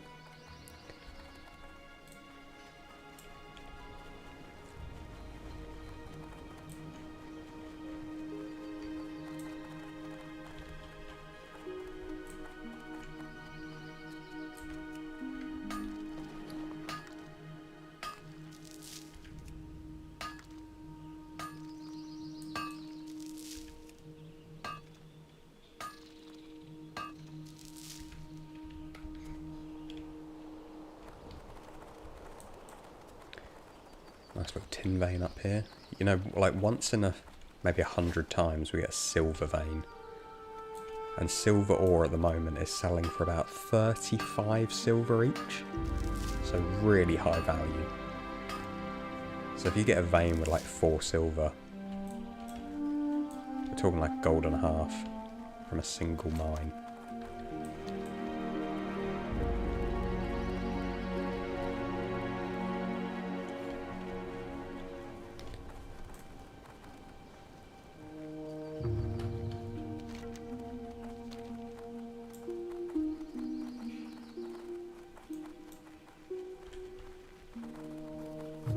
Okay, now I've got this macro set up that should scan for my rares. Boss Galgosh and Magosh.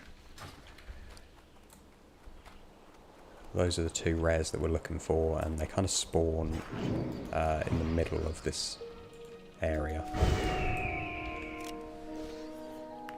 And we've got no elites here, so that's good. But all of these mobs are going to give experience. And linen cloth. And greens. So still a really good area. Jeez. They should give really good experience. I suppose we are rested. But even so. 200 experience per kill is pretty crazy. It's only half of what we were getting from the elite, so actually maybe we should just farm here for levels.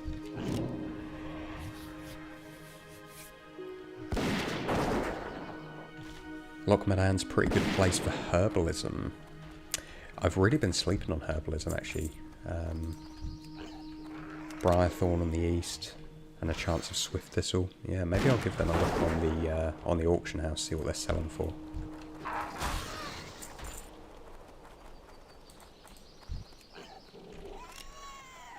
Oh. It's taken right. Right, Magosh is up there. We're going to go for it. Oh, jeez, I did not mean to just shoot with my auto attack. Well, that's fine, because these guys want to take the ads. Happy days. Right, Sunitsa, this isn't you, right? Because we were just talking about this tactic. Okay, Magosh. Can't remember what Magosh drops. Let's just see. Right, Boss Galgosh isn't there, so we've got time. Right, what does Magosh drop again? Magosh drops... Right, the thing we want is the Trog Beater. And the Trog Beater has a 34% chance. Now, what I'm going to do... is I'm going to try out a function on Twitch. The prediction function. Appreciate a lot of people aren't going to have many channel points, but I just want to try it out. So, will Magosh drop the Trog Beater? Yes or no? I'll give you a minute to do that. So if you're on Twitch, there's a prediction in there. So you should have some channel points from just watching, and I think you start out with like 300 or so. So if you make the correct prediction, if you say yes and he does, or you say no and he doesn't, then you win some channel points. So I'll give you a minute to make your prediction.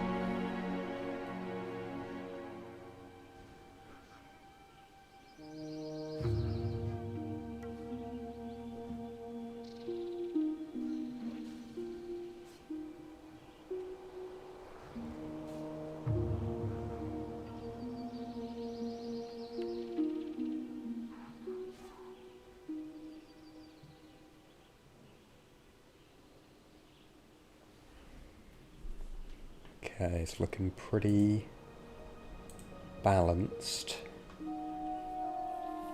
So in theory, we should be looking at about 34% for yes.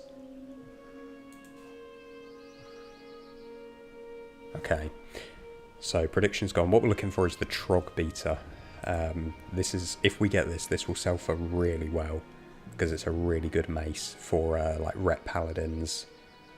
And arms warriors, I guess, as well. We could also get the Desperado Cape. That'd be fine. Let's have a look.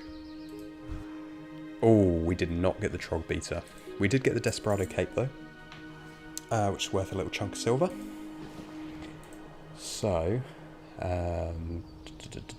choose the prediction outcome. Choose outcome. No, we did not drop the Trog Beater.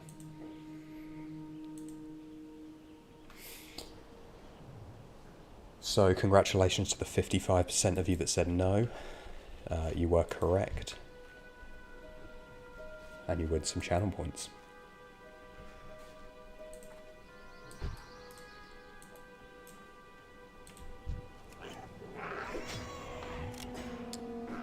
Oh, the prediction wasn't coming up for some of you.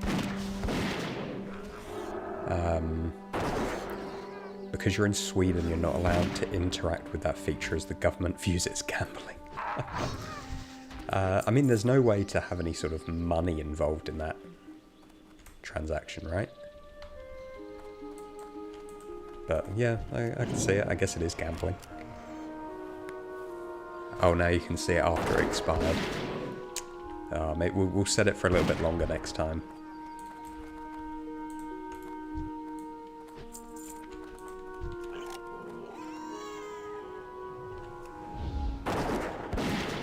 Okay, this guy's stealing our kills.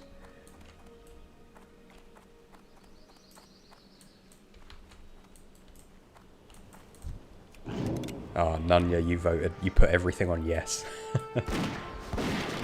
I mean, 34% chance of it happening is, like, pretty good. Optimism doesn't pay. Not in this case, but if it did, if it was yes.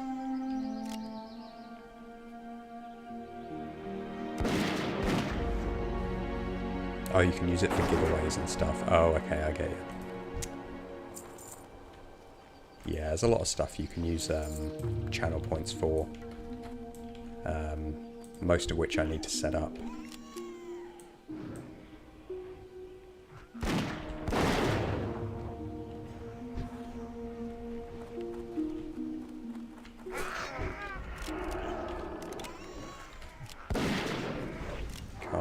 get some tags on these guys. There's a lot of people leveling here at the moment.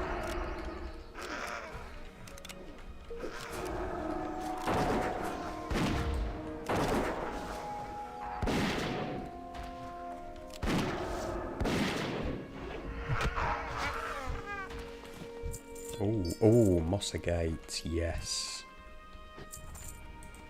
That's worth half a gold, easy.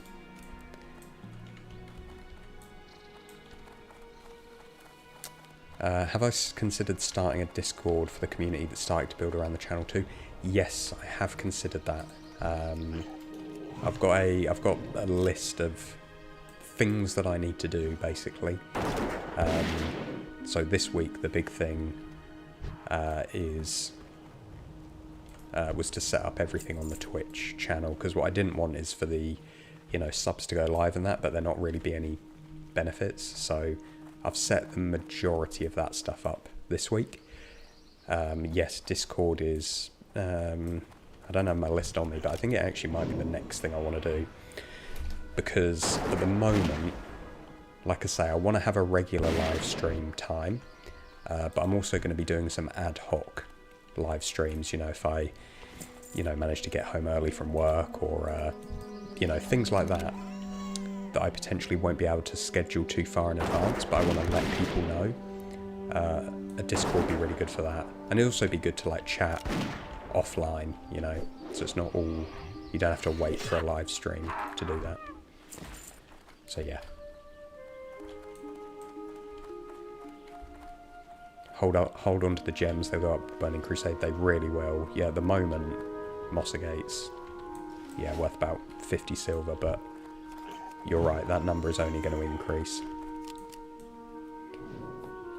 Thing is, I'm stuck in this thing where I need the gold to get to new zones, so I need to sell the items, but yeah, maybe with things like copper ore and gems, maybe I'll start saving them. Because that will... Thing is, unless we change something in the rules, I reckon when the pre-patch comes out, we're just going to be able to skip a whole zone. Which, if it's the Badlands, is not the worst thing in the world. So yeah, it is a tough balance to hit. But I suppose we could just farm loads of linen cloth and greens and that. Just hold on to some key items. I might do that, because I think the value of these is going to go up. I don't know if they're going to 2x, 3x, whatever, but it's going to be significant.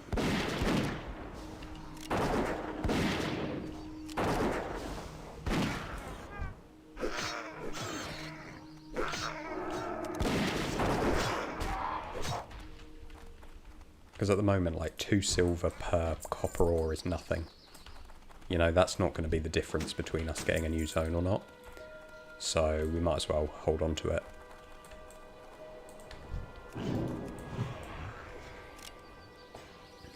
Gems would be significantly more than the lower level ores. Yeah, fair enough. And I mean, stuff like Tiger's Eye and Malachite, however you pronounce it. They're basically worth nothing at the moment, so it's hard to have a challenge about making gold and then willfully avoid gold making opportunities. Oh, that guy dropped 5 copper ore. Nice. Yeah, I guess you could see it as it's an investment, right? An investment in the future of the challenge. Because copper ore, I could sell a stack of copper ore now for 20 silver, or I could hold on to it and get a gold. If we're 5 timesing the value over a month, that's probably worth it.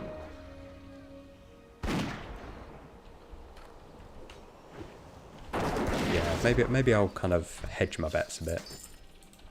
I'll keep some in the bank.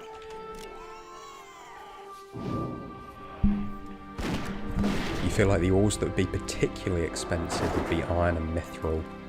Both are incredibly hard to farm in BC and Wrath of the Lich King pre-patch releases. Okay, that's good to know. Well, hopefully we get Hopefully we get wetlands next, because I think that has some iron ore. Definitely going to have a lot more tin ore. Oh jeez, I'm out of mana.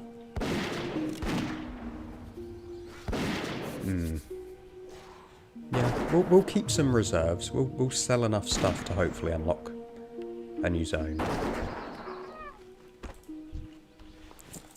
My general hope for sort of the regularity of zones is that we get a new zone every month. So, you know, by mid-January, hopefully we'll have 2 more zones. Hopefully, so we should be able to keep some stuff back. And hopefully farm some higher level mats as well.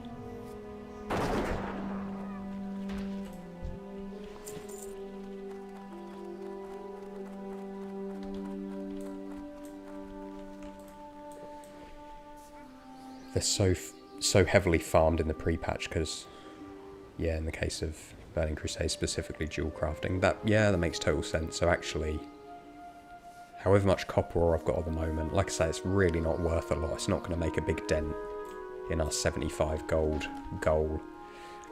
So yeah, I'll keep a lot of copper ore back then, at least, if nothing else. Yeah, and I mean, even in the last couple of weeks, I've seen a huge increase in the number of players.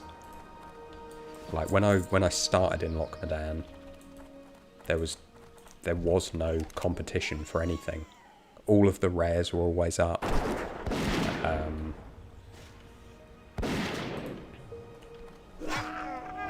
You know, I could just do quests without any interference, but now we have a little look. And that's just level 20s to 26s. There's 17 people in our sort of level range in Lochmadan. Way more than that. Yeah, it's a number of players. Previously, that'd be like 3 or 4 players in the zone. Now there's 50 plus. Which is great, don't get me wrong. I'd much rather that than have a dead zone. And it really stimulates the economy as well. So I'm happy about it, but we got to be smart about where we farm.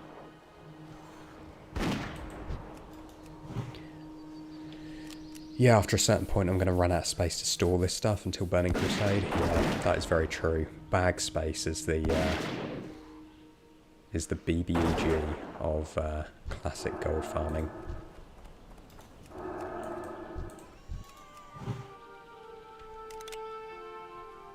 To be fair, I've got a load of stuff in my bank that I could really just get rid of.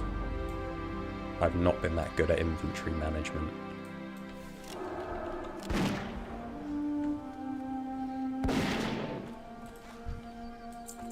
Because I can't remember how many spots you get in your bank tab, but it is a fair amount. Like I could fit hundreds of mats in there. I just need to get rid of the many eggs and spider legs and that for some reason I've kept. Thinking maybe one day they'll get value. I was keeping small eggs for some reason. I think because... Oh, somebody mentioned that they have value in Winter's Veil, but I don't know if that's true in Classic. So maybe I should just sell them.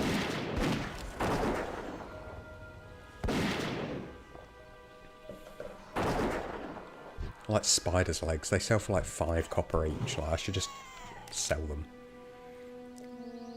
Isn't it? So you did that too in vanilla. Yeah. I feel like we all do. We're all kind of hoarders when it comes to Classic for some reason. Oh, I better keep these mats just in case one day they might be worth something. And that day never comes. Right, no rares are up yet.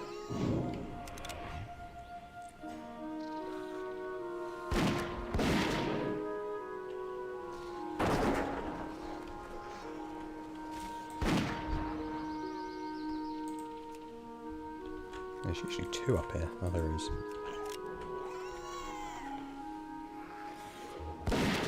Yeah, in case there were something orcas, you might need them on an ult. Yeah. Oh, and a treasure chest. I think that's the thing. So I'm like, oh, I might need that. Because I can't buy anything on the auction house and I can't farm on any other ults. I'm very reluctant to get rid of stuff. Because I'm like, if I sell that and need it one day, then I've got to go out and re-farm it. And that's a real pain.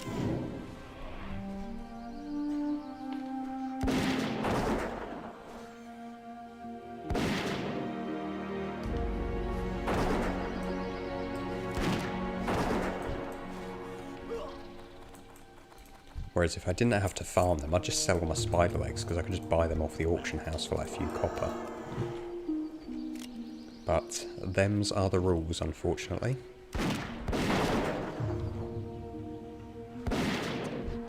The spot where you pick up the quests in this area, the lodge and the camp, both have limited stock items that could be decent. You're right, I did know that, but I had totally forgotten it. I need to go to the vendor anyway to sell off some grey items, because these grey items actually sell for a half decent amount. This guy, do we reckon? Maybe he sells a whispering vest and the wise man's belt. Ooh, the wise man's belt looks good. That's a good tip. We'll definitely get one of them. +5 intellect. Somebody's going to want that for sure. Is anyone going to want the whispering vest for 27 silver? That seems a lot for a spirit item.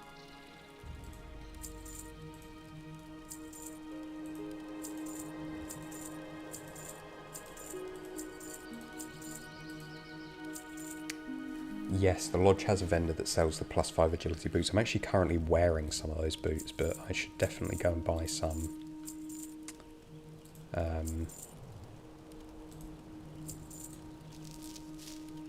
Yeah, for selling. Oh, and I'm low on ammo as well, actually, so that's a very good shout to go there. Because it's not far at all, it's only up here. And there's quite a few ore nodes between us and them, so that's, yeah.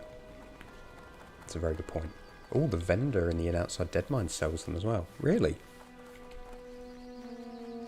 I don't think I knew that there was a vendor outside the dead mines. I know there is in retail, I didn't know there was in classic. This is the thing, there's just so much content in classic. It's like not even thinking about retail, just in classic alone there's so much content. That just trying to keep it all in your head is actually surprisingly difficult. Alright, where's this copper ore? There it is. Oh, jeez. Can you deal with that, please? Oh, there's actually a... Oh, that's interesting. So there's a vendor in... Oh, I think I know what you mean. Yeah, I know the inn that you mean, actually. I did not know there was a vendor there, though. Oh, tin vein as well. Fantastic.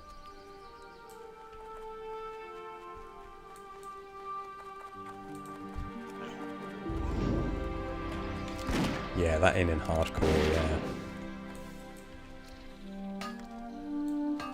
But those are the risks you got to take in hardcore, though, right? Because +5 agility, that's significant. That's probably my single favourite thing about classic, is that your gear is good for a lot longer. Like something like +5 agility means so much in classic. Whereas like in retail, you know, +372 agility, my brain can't really compute those numbers.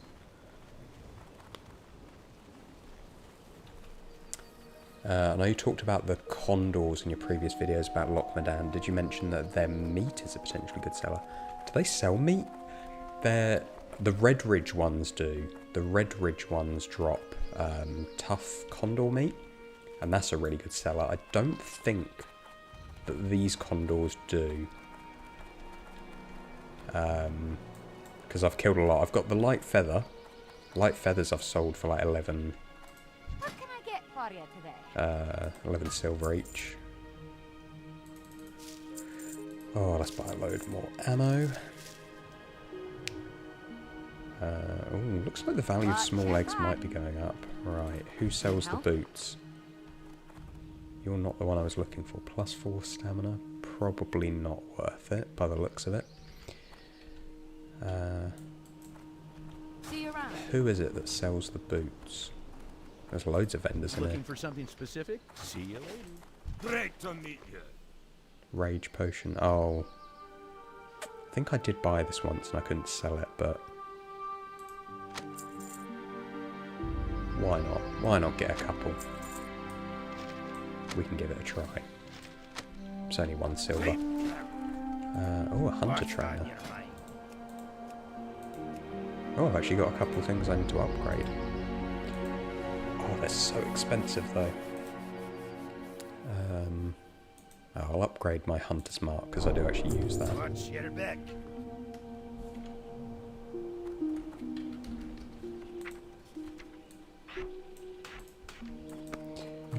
How are ya? Safe travel. Right, Kat Simpson. Oh yeah, is the one that sells the boots. Hey there. Yeah, so she's only got the stable boots, not the agile boots. So you can see I'm currently wearing the agile boots because I did buy one from her when we were questing here. But unfortunately, she does not have them at the moment, which is a real shame because they are good items. But we can pop back periodically and check. Yeah, pretty popular item. Yeah, I mean they are.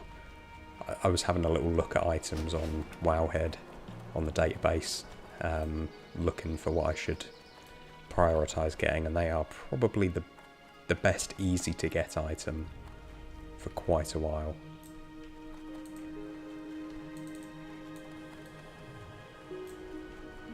Right. Oh, we got tin vein. Yes, please.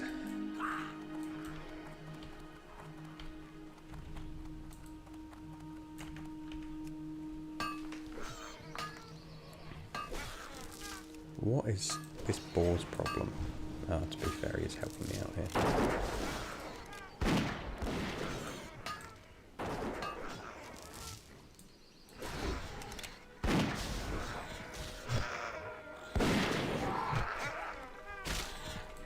You've done the low-level alliance zones so much over the last 20 years that you remember this stuff, yeah.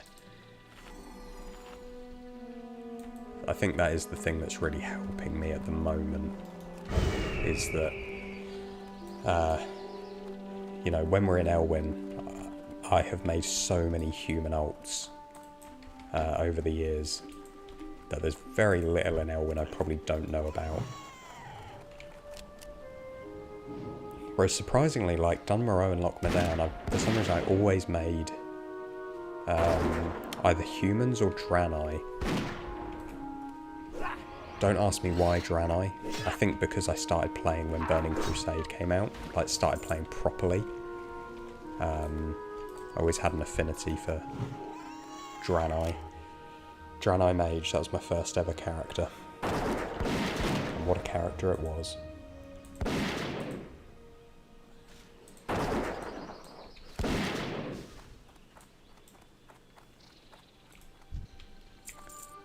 Okay, no rares up, but that's fine. Because these guys are giving some really good experience.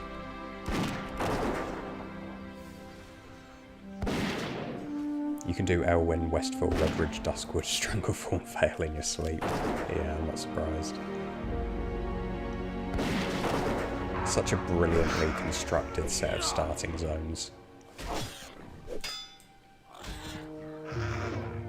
Yeah, I'd be happy if we unlocked any of those next. Actually, I'm just thinking about Redridge. Does Redridge still... not Redridge, Duskwood, sorry. Does Duskwood still have a path into Deadwind Pass? In which case, we have to be a little bit careful, because isn't that like a level 50 zone? Jeez, that would be worse than Badlands.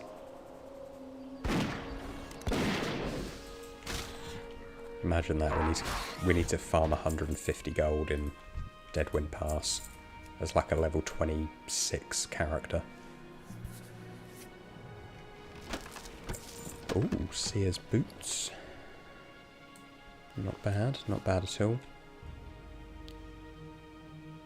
Yeah, Duskwood. So Duskwood would open Stranglethorn Vale, of course. Yep, that would be good. Deadwind Pass would not be so good.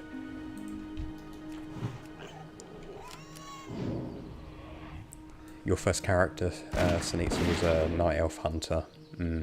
I love the Night Elf starting zone.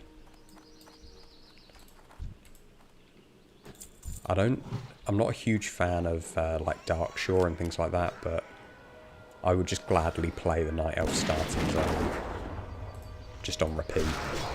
Just a very nice, very unique aesthetic as well, I think.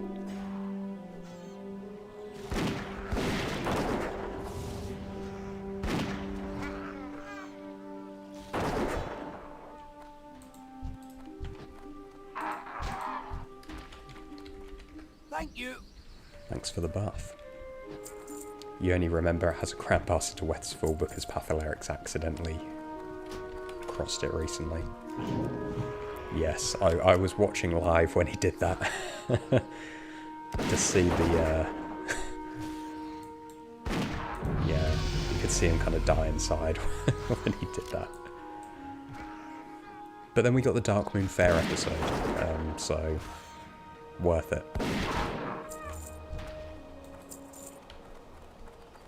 I think that was really well done, actually, because, you know, he stayed true to the rules of the challenge, but we also got some really good content out of it. So, yeah, big respect to him for that. Yeah, and it was a really good episode. I knew Darkmoon was good for, you know, fishing and tickets and whatever, but I didn't know about a lot of the items there, so... Thing is, you watch those videos and you're like, oh, I want to go and now do these farms, but of course, you know, how many thousands of other people have now got the same idea. Which is a big part of why I only want to do one episode per zone. Because I don't want to crash the market on the things that I'm still farming.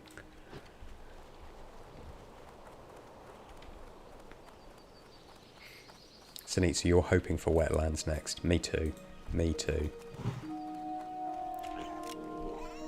My hope is that everybody will just vote for wetlands, and then what, like 5/8 of the wheel would be wetlands? That's pretty good odds. But if last time's anything to go by, people will vote Badlands because it would be interesting. It would be interesting to see how I navigate that. I'd be interested to see. I think part of me would dread it, but yeah, wetlands would be the optimal choice for sure.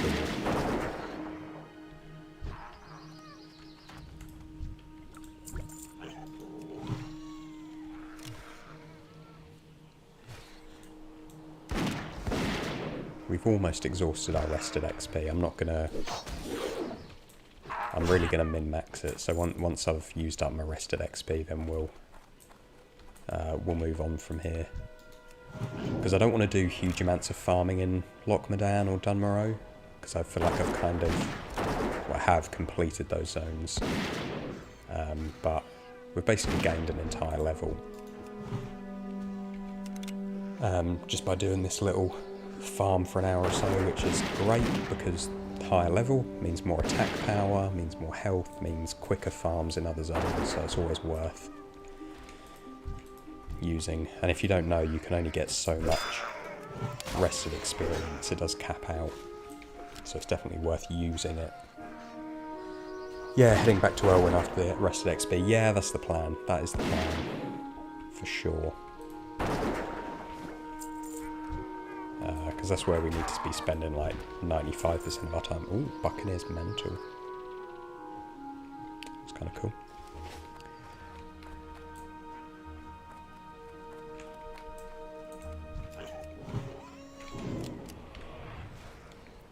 Yeah, we'll head back to Elwyn. We'll get some more linen cloth farms in. I definitely need to I need to send off some stuff to post on the auction house as well, because otherwise we ain't going to have any space. Yeah, if that mantle is worth 30 silver, that's pretty good going. I'll take that. Nice little chunk of change for a white item. People do pay because you can put... Oh wait, I don't think there are any shoulder enchants on vanilla, but there is on Burning Crusade, is that right?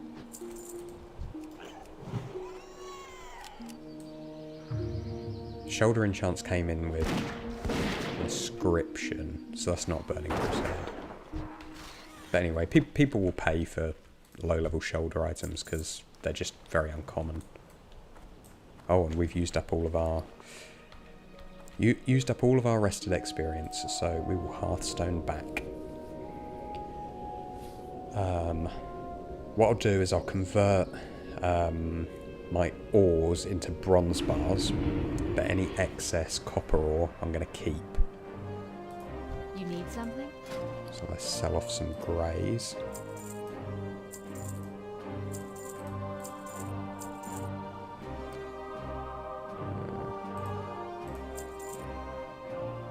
Now I know on a few of these things, the tooltips, it looks like I'm selling really expensive items off, but I'm not. I know from experience now that some things just aren't worth holding on to. Wow, Lesser Moonstone sells well. Yeah, we definitely got to sell the bronze bars. Definitely. Tough Jerky weirdly sells for, look, 6 silver a piece. I feel like it hasn't updated though, because I've definitely sold some. Oh, it's because I haven't opened my mailbox. TSM doesn't update until you actually take the money out of the mailbox. Go with honor, friend. Yeah, spoiler alert, I have actually sold a few. You know what, while we're here, I'm also going to take a couple of these quest items out of my inventory and just hand in these low-level quests. They're worth basically nothing, but, you know, we'll do it, because why not? Oh, they're already in my bags. What am I doing? Why am I doing? Let's chuck them in there. Let's take out these small spider legs. They're worthless. And we'll put some linen cloth in their place. I don't know why I feel the need to jump on the counter each time.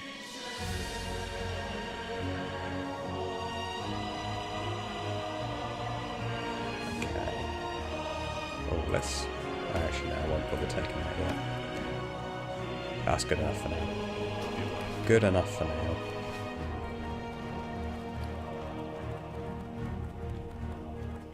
Right, let's hand in these couple of items.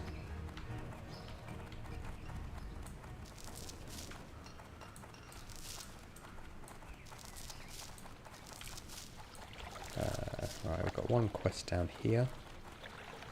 You get a free bottle of wine. Can't say no to that. Looking for something specific. Safe travel. Thank you. Oh, we can get 12 whole copper by selling that. And we shall.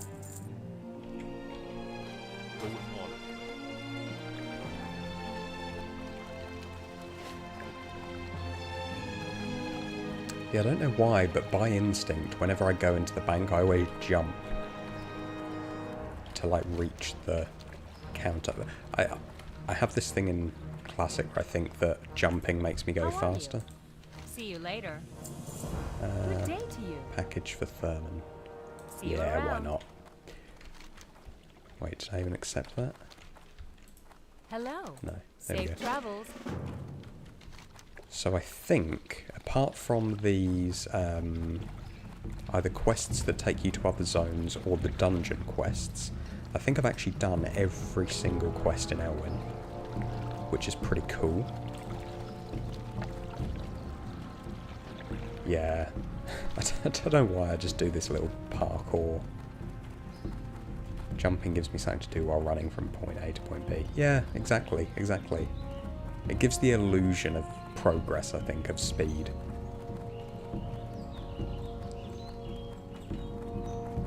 like this, there's no need to jump there, but have your sewing kit, and I get 15 whole experience points. So yeah, I think these are all, yeah, these are all in other zones. That's Westfall quest, or they're to do with dungeons. So, and I've got the Furlbrow's deed now, which is great. So yeah, there are no quests in Elwyn. I've completely exhausted them. So once these servers progress to, is it Wrath or Kata? Whichever one it is that has achievements, we'll be well on track for the Lawmaster achievement. Where am I heading? I'm doing smelting, that's what I'm doing. Wrath has achievements. Awesome. We're gonna get so many achievements when Wrath comes. Just think, you know, if we explore every zone and do every quest, we're gonna have dungeon achievements, we're gonna have quest achievements, we should have the Lawmaster achievement, at least for the old zones. Rep, probably, we're gonna get some really good reputation. Although you couldn't tell it yet.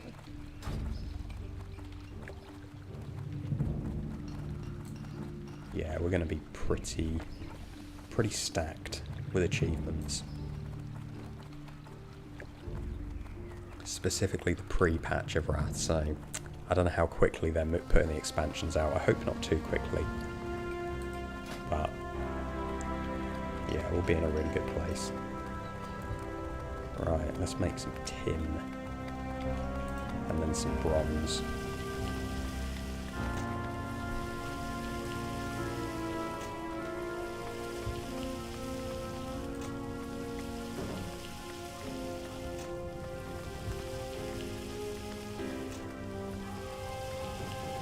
While we're doing that, while I do on Twitch, should I do that now? Yeah, why not?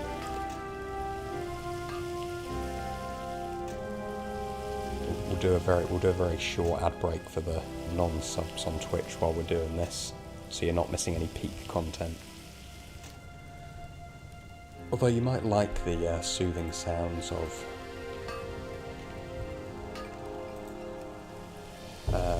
smelting.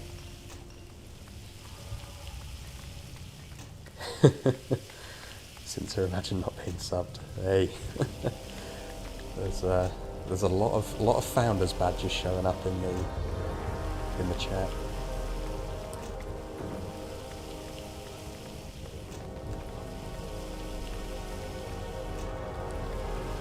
But yeah, it's great because I've got the ads set to minimum. By literally doing 1 minute ads now, it means that everyone else gets 35 minutes of guaranteed no ads, so they're not going to miss any of the exciting stuff.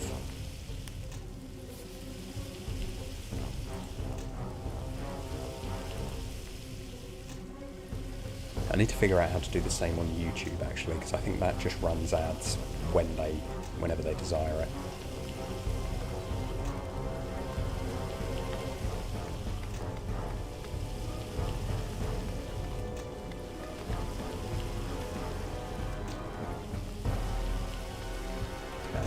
So yeah, bronze bars.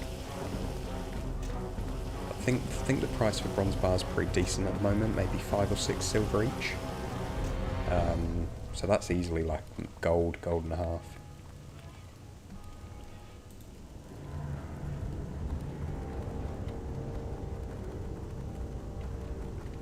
Okay, so we will run back. We'll just sort out our bags and that, and then we can head back into Elwyn. I want to get a load more linen cloth. I just want to absolutely stack up linen cloth so that we can start, then we can, you know, go into tailoring and enchanting.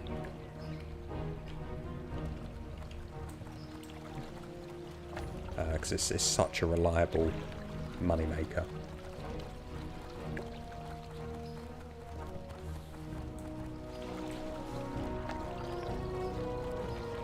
Furlbrow's deed, that can definitely go in the bank, because we ain't going to be going to Westfall for a little while.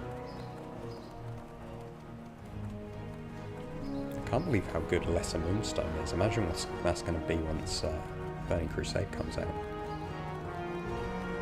Yeah, I think you're right though. I think I'm going to hold on to all my gems.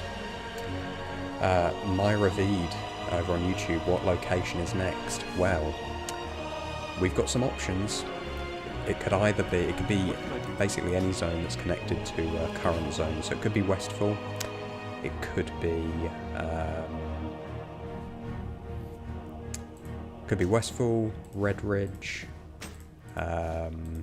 Wetlands, or Badlands. We've got our fingers crossed for Wetlands, but we'll see. We'll see what the wheel gods give us.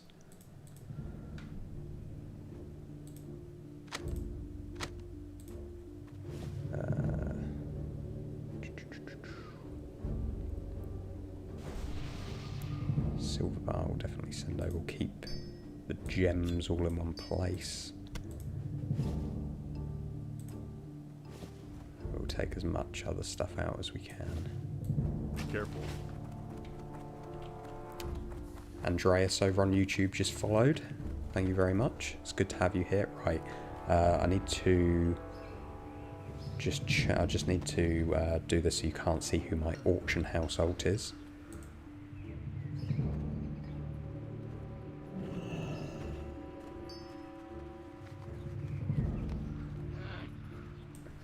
There we go.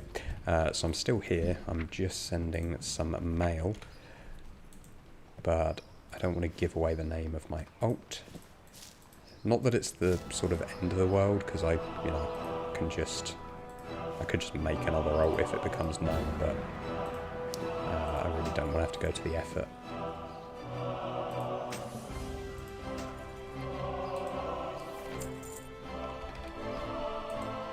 So we're just going to hide it for now. And I'm just going to send over loads of stuff and just see what sells. Because you would be surprised. You would be surprised at some of the stuff that sells. There's a few gold's worth of sales in this bag for sure.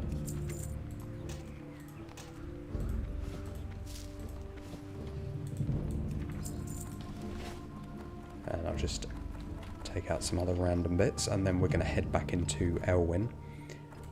Need help? I'm going to check on all the rares, because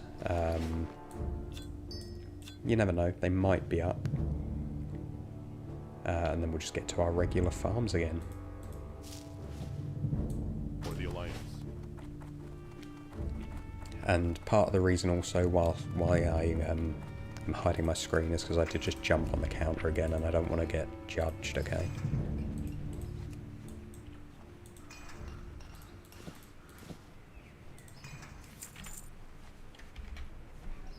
Right.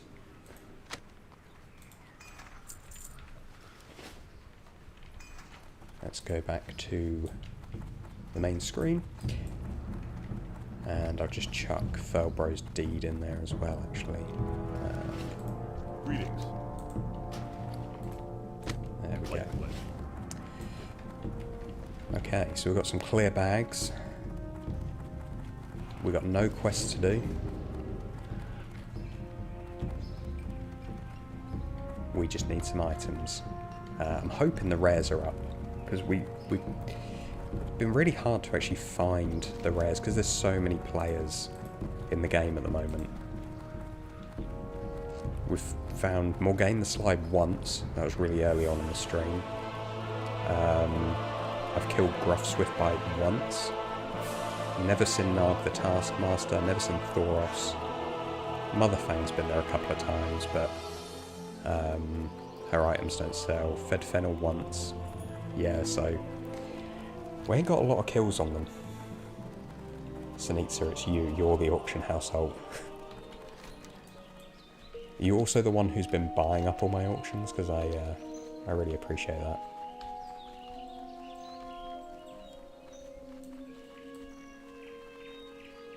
Thing is, as a dwarf, I have to jump on the counter. Because I feel like that human's looking down on me otherwise. It's a very judgy guy.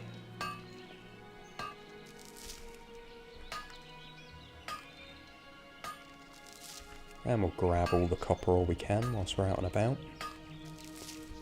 Why not? Put it in our stockpile. Ready for the... Oh, Thoros Lightfingers is up, but somebody's already killing him. Sad times. I've never actually seen him before. Well, good luck. I hope you got a good drop, my friend.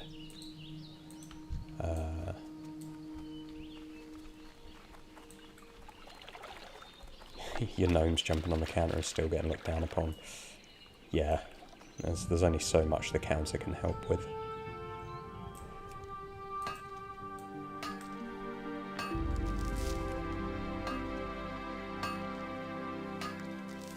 I'm not saying you shouldn't be allowed to jump on counters, I'm just saying that if you do, you're probably a serial killer.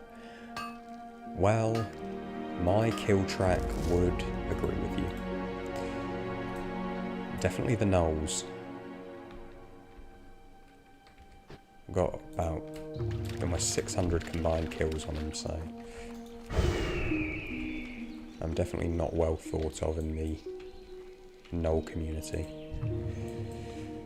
Right. We'll gain the slice not up, but... we'll kill the Defias while we're here anyway.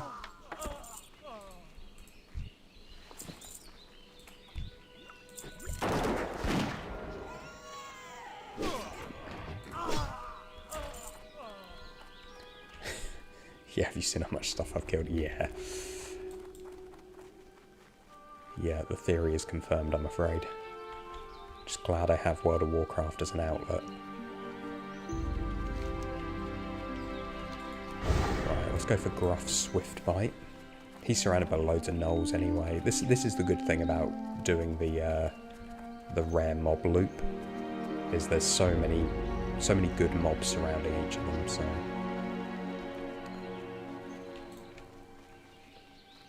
really living up to the class name of a hunter.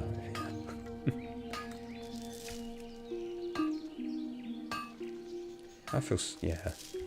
Poor Motherfang, like... just trying to look after her spider babies in the cave, and I just keep coming through and killing her, and... yeah. All of her brood.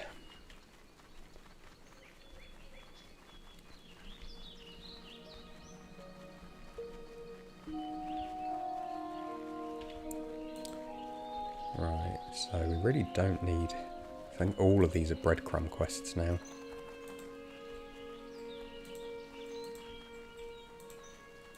Yep, we can close off Questy. Is Motherfang even worth going out of the way for? I don't know how well the Brood Mother Carapace sells. Probably not is the answer. Although there's a lot of kobolds outside the mine. So I feel like, you know, going in every, like, once in a while isn't too far out of your way of a good farming zone. Or a good farming spot, even. But yeah, probably not worth it, to be honest. Considering that all the other spider mobs just don't really drop anything of value.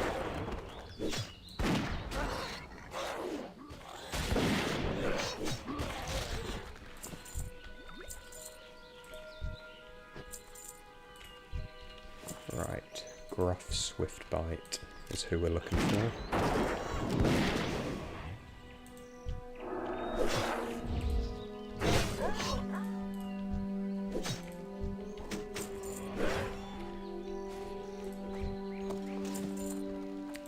Gypsy Cloak, maybe? Maybe worth something. The Stone Knoll Hammer, I think is a really good item in retail. In Classic, not. Barely worth vendoring, to be honest. There's just so many of them. But battered chests are always worth it. What is this quest? Snatch and grab.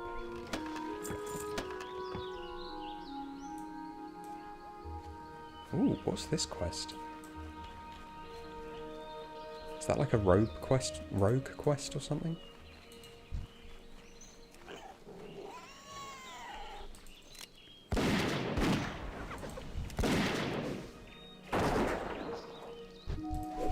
There's one guy doing a WoW Classic challenge that would like that hammer. The guy loses all of his gear after every level. I have not seen this. So every time he levels up, he loses all of his gear. Is that all equipped gear? Or is that all gear in his inventory? That's horrific. Oh, I'll group up with this guy so we can get a kill on Hogger. That's the only exception to my no grouping rule. Is that I will group up to help low levels characters. He's doing it on hardcore too, jeez. That is dedication. So is he, I assume if he wants the hammer he must be a paladin or a warrior. If he's doing it on warrior, that is punishment because warriors are so gear dependent.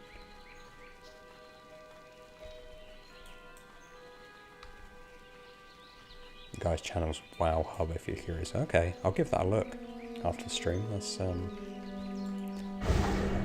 as you can probably tell, I love challenges like that. It's cool, but I suspect it's going to be short. Yeah. I mean, paladins have good survivability, so there is that. YouTube just randomly recommended it. Well, I mean, it obviously knows what kind of stuff you like. I feel like a good tactic for that would be to learn blacksmithing and then hoard a load of like copper ore and that, just raw. I mean, it's still, you know, very inefficient, but at least you can kind of make yourself some fresh gear after each level up.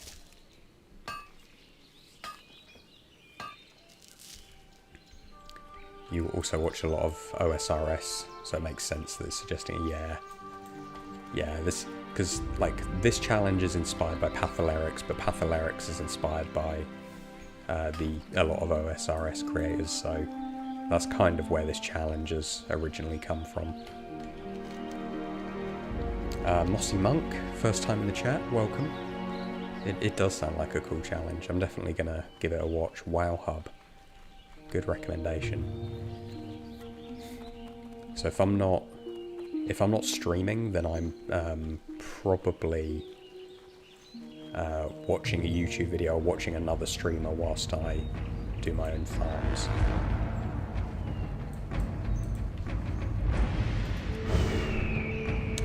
Yeah, Classic is very popular at the moment.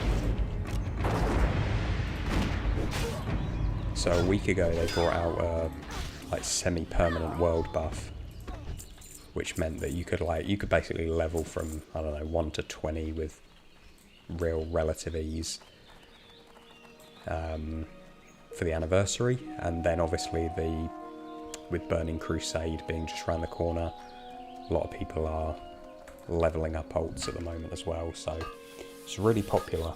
It's going to be really popular for a few months as we gear up for Burning Crusade, and then Burning Crusade comes out, which is really awesome. I love the hype that's around the game at the moment.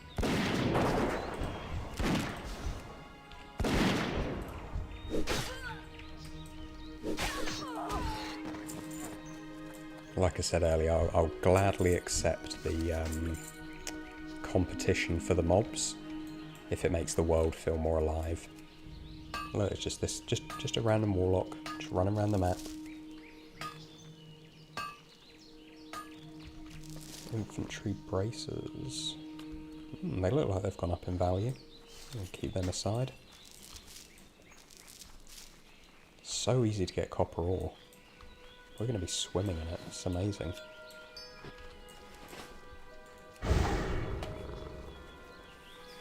My favourite kind of challenge that YouTube recommended was Wrath Games doing Final Fantasy XIV entirely solo.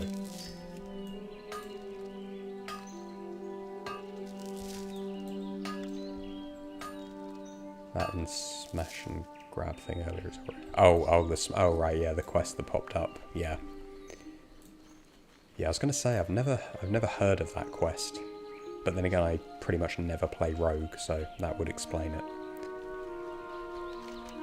Wow, so much copper at the moment. Mossy Monk, you're holding out for Classic Plus, but part of you wants to play Era again. Yeah. Honestly, if Classic Plus happens, in whatever format it is, I'll be so up for it. I love Classic in all of its iterations and permutations, so yeah. But Era is definitely scratching the itch for me right now. Especially doing challenge runs.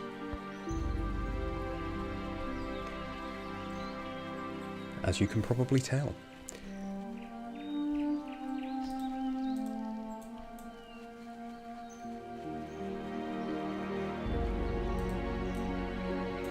That quest gives a +2 agility sword with 6.75 DPS at level 10. Wow. That's, yeah, definitely worth doing.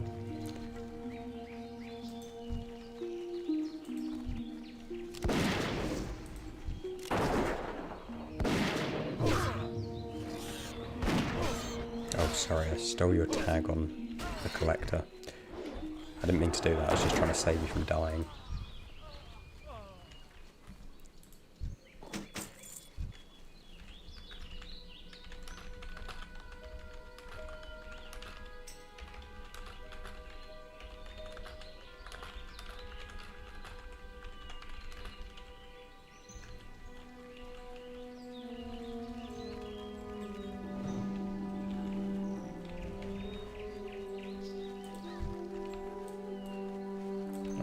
Second to respawn and then we'll help this person out with the collector.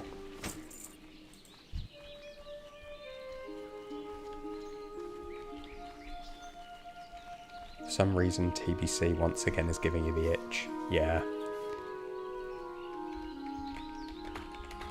Oh, they've done it. Cool. TBC is the expansion that I started playing in. So yeah, it has huge nostalgia factor for me. Right. I love these three in here. They respawn so quick. They all give half decent loot.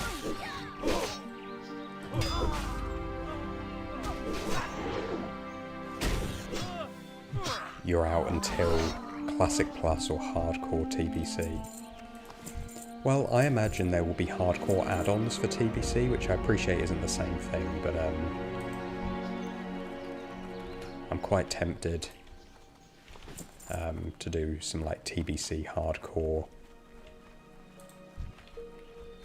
when it does come out.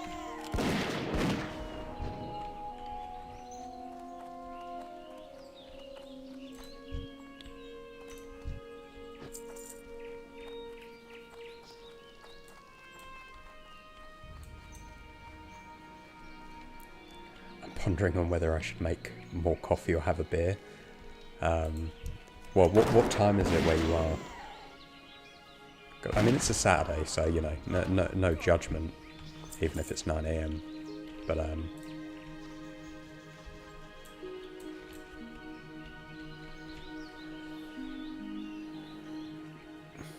yeah, I played in Classic, like in vanilla, like way back in the day.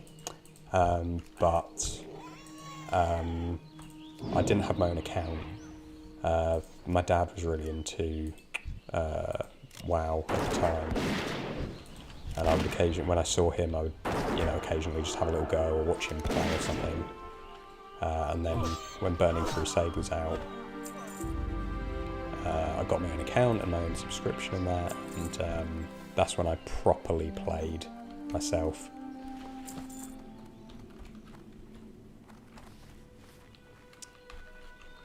$16.20. I appreciate that you did that in 24-hour time.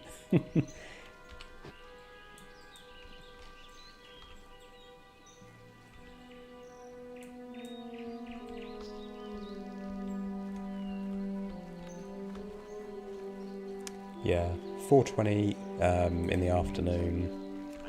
Yeah, I feel like that's an either or. Personally, I am so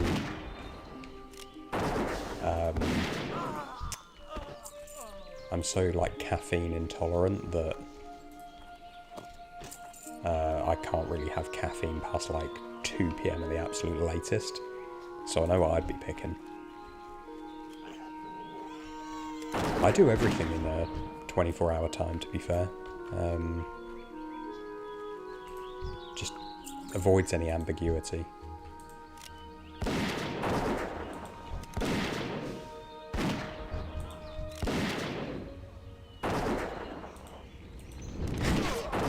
As an Aussie, any time is a good time to drink. I'm glad you said it, I didn't want to.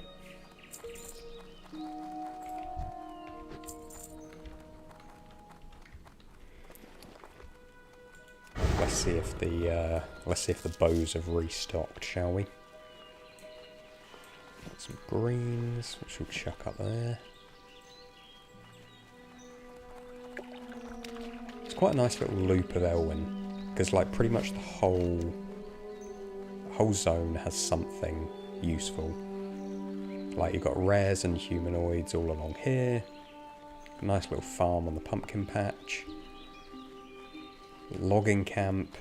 Got a good vendor. Up here is just all humanoids with great drops. You've got the kobold geomancers here and another rare. There's not really, like, apart from Northshire Valley, or Northshire Valley, however you pronounce it, there's not really any zone that isn't worth farming in, which can't be said for a lot of places.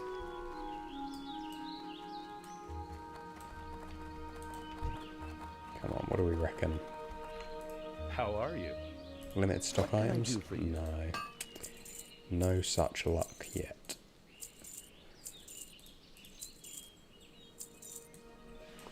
That. Potentially keep that, why not? See you around. The Murlocs are kind of rubbish, but they are high density. Yeah, I don't think Murlocs drop linen cloth, which is pretty rubbish because they are humanoids. I don't think they drop linen cloth. We'll have a look. We'll kill a load and see. But I haven't really farmed here, and I feel like that is the reason why I haven't. We have got a treasure chest around here, so we'll go and grab that.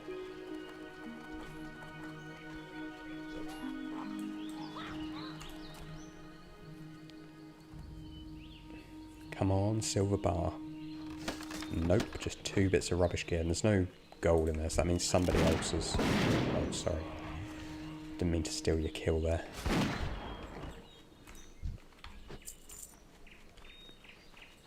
Yeah. Let's kill some Murlocs, shall we? Why not?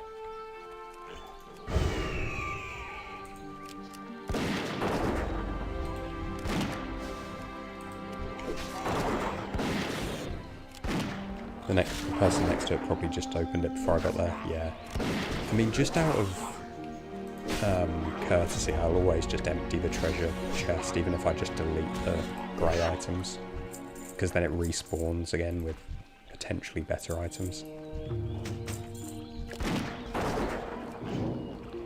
But I guess if you know you're not coming back to the area, then there's no real incentive for you to do that.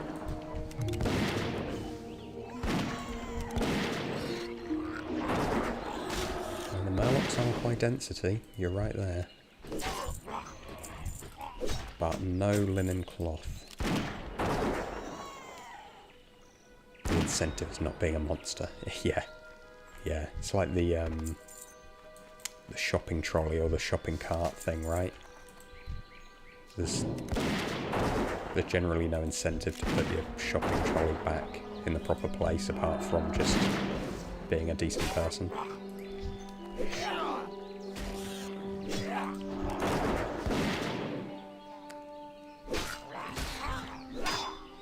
Which tells you a lot about the UK, because here you have to put like a pound in, you have to get, you know, you have to take it back to get your pound back because they don't trust people to be a good person. Yeah, no linen cloth whatsoever. Definitely not worth the effort. They're also meant to despawn after 5 minutes if someone takes the stuff but doesn't empty it. Oh, okay, that's good to know.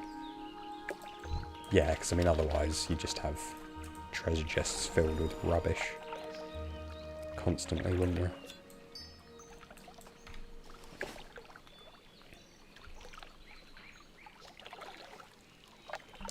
Okay. Right, what we're gonna do, because I need to put my Christmas decorations up this afternoon, we're gonna do a little round of these guys. We're gonna come down here and kill a load of gnolls and try for these couple of rares, and then that'll probably be enough for today. But we'll be back tomorrow afternoon. So do not fret. I haven't actually killed many of these rogue wizards. I feel like they're not really densely packed enough for it to be worthwhile. Like, if you're going to kill the wizards, you might as well kill the gnolls.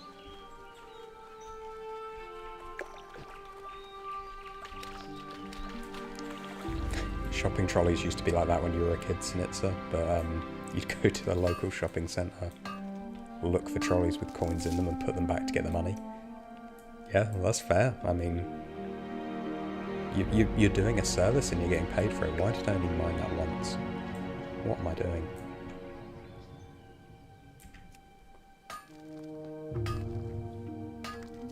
I don't know if you've ever seen the film The Terminal,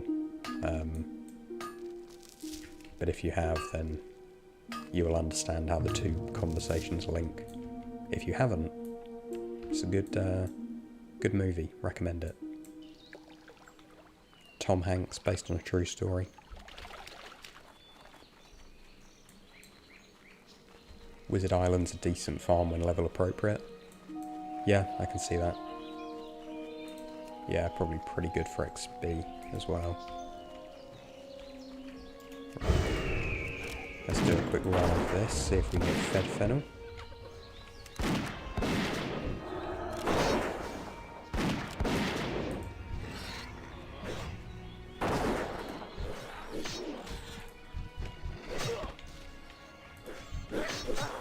Tom Hanks would his wild tomb be a Rome named Tom Hanks?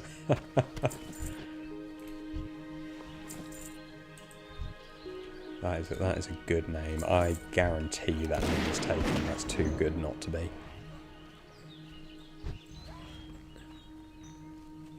Fed Fennel doesn't look like he's up. But we'll kill all the gnolls just to be sure.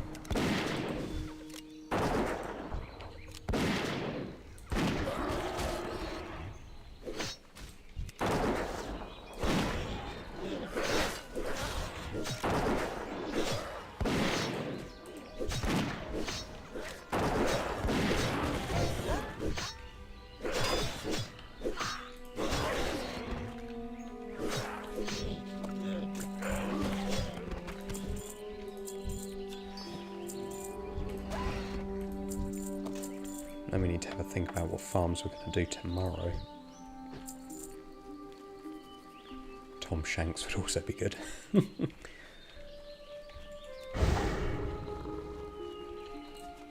Oh man, now all I can think about is Tom Hanks' WoW names.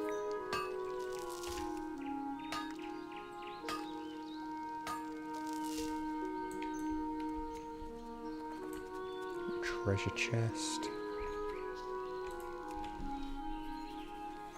Maybe we should do some pool fishing in Loch Madan, because I haven't done that for quite some time. And I feel like that was a nice little lane.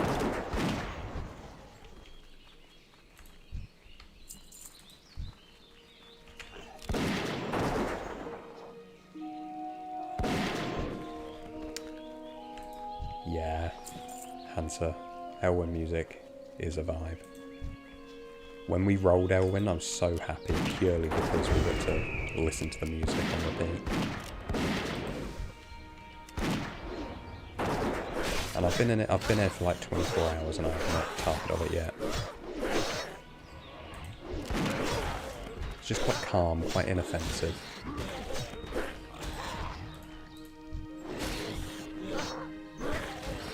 This is the kind of random stuff you have expertise in. You once derailed a friend's stream purely by talking about hot dog toasters.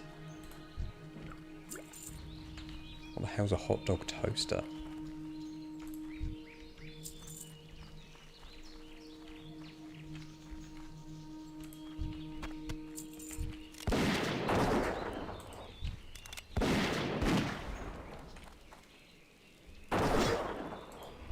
Is it in any way related to the concept that basically everything is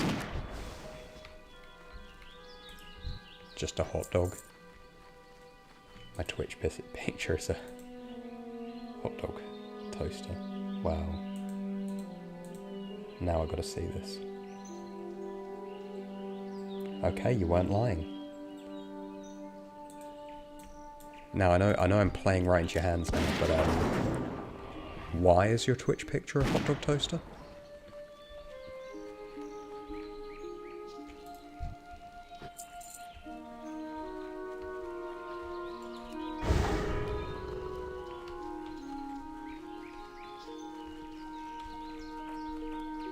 Hot dog is just a poorly made burrito. That also tracks. It stems from the friends. Oh, so the hot dog toaster conversation came first, and then the picture.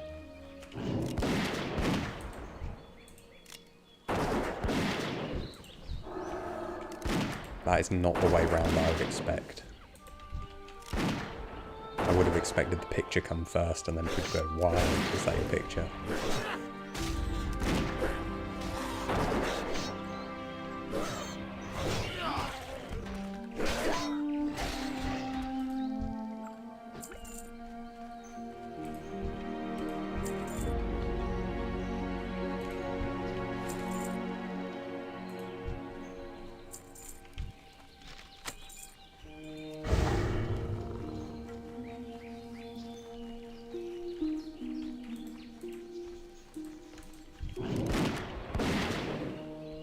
I feel like we've opened a can of worms here.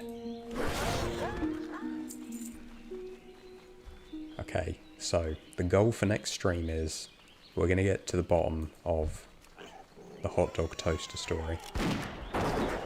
Stream does not end until we understand.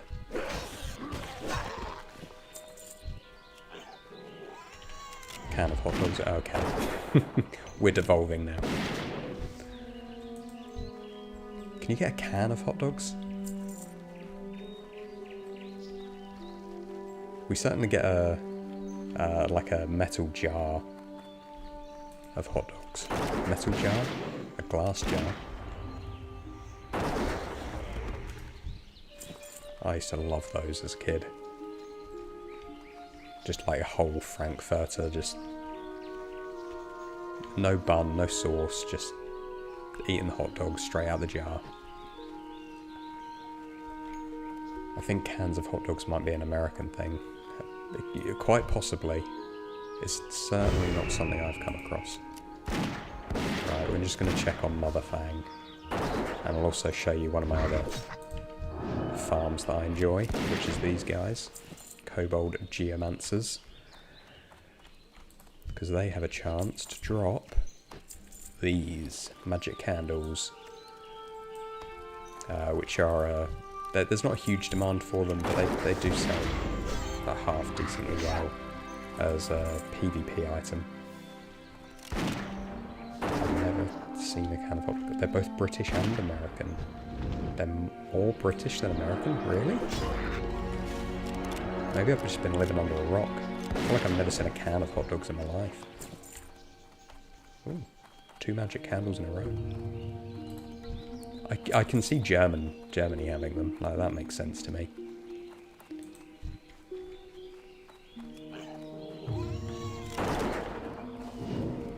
Although, I don't know, I feel like maybe they'd be offended by a can of hot dogs.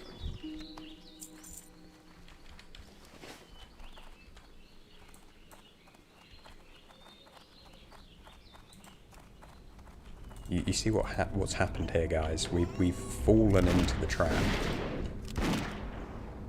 It's like when somebody says don't think about like a pink elephant. You can't help but think about it. Don't talk about hot dog toasters. Suddenly we're 20 minutes into a conversation on hot dogs.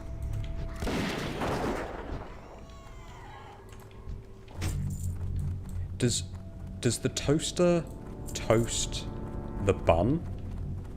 Or the sausage, or both?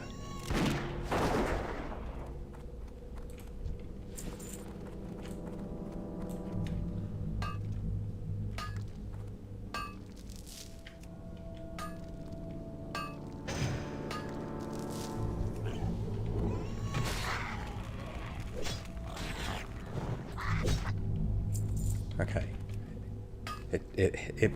It toasts both.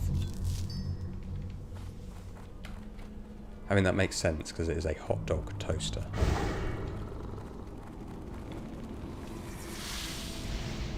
Alright, let's just see if Mother Fang is up. Because if not, there's no point killing the spiders. No Mother Fang.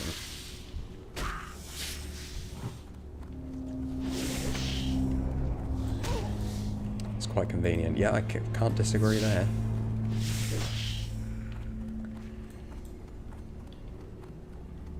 Thing is, I worry that it takes a lot more energy and heat to cook the sausage than it does to toast the bun. So I worry you would end up with a very burnt bun and a very raw sausage at the end.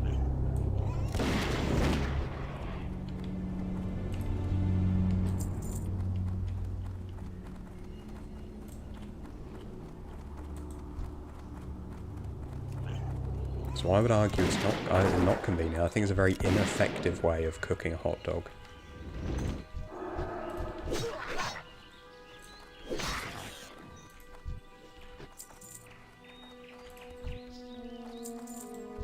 Unless you got one of the hot dogs out of the can, I guess. In which case it's probably already cooked. If I remember correctly, the one in my picture has a single setting for the whole thing too. So where did the picture come from? Did you make the picture? Or is this a thing that exists in the world independent of the hot dog toaster conversation? But oh god. Yeah, it does sound like a dodgy film. You found it online from a store that was selling it. Oh, it's a real thing? This is an item that one can buy in the real world.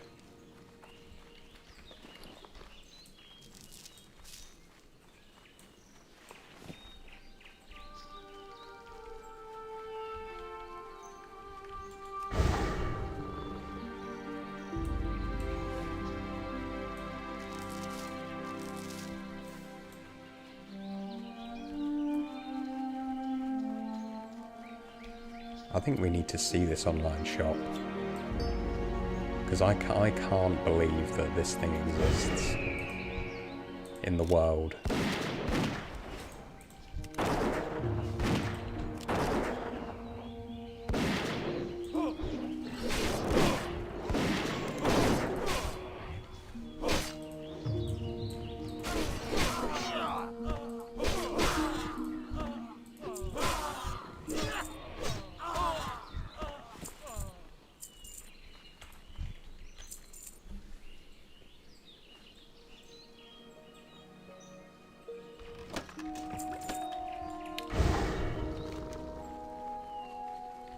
Right, we're pretty much back in Goldshire. So,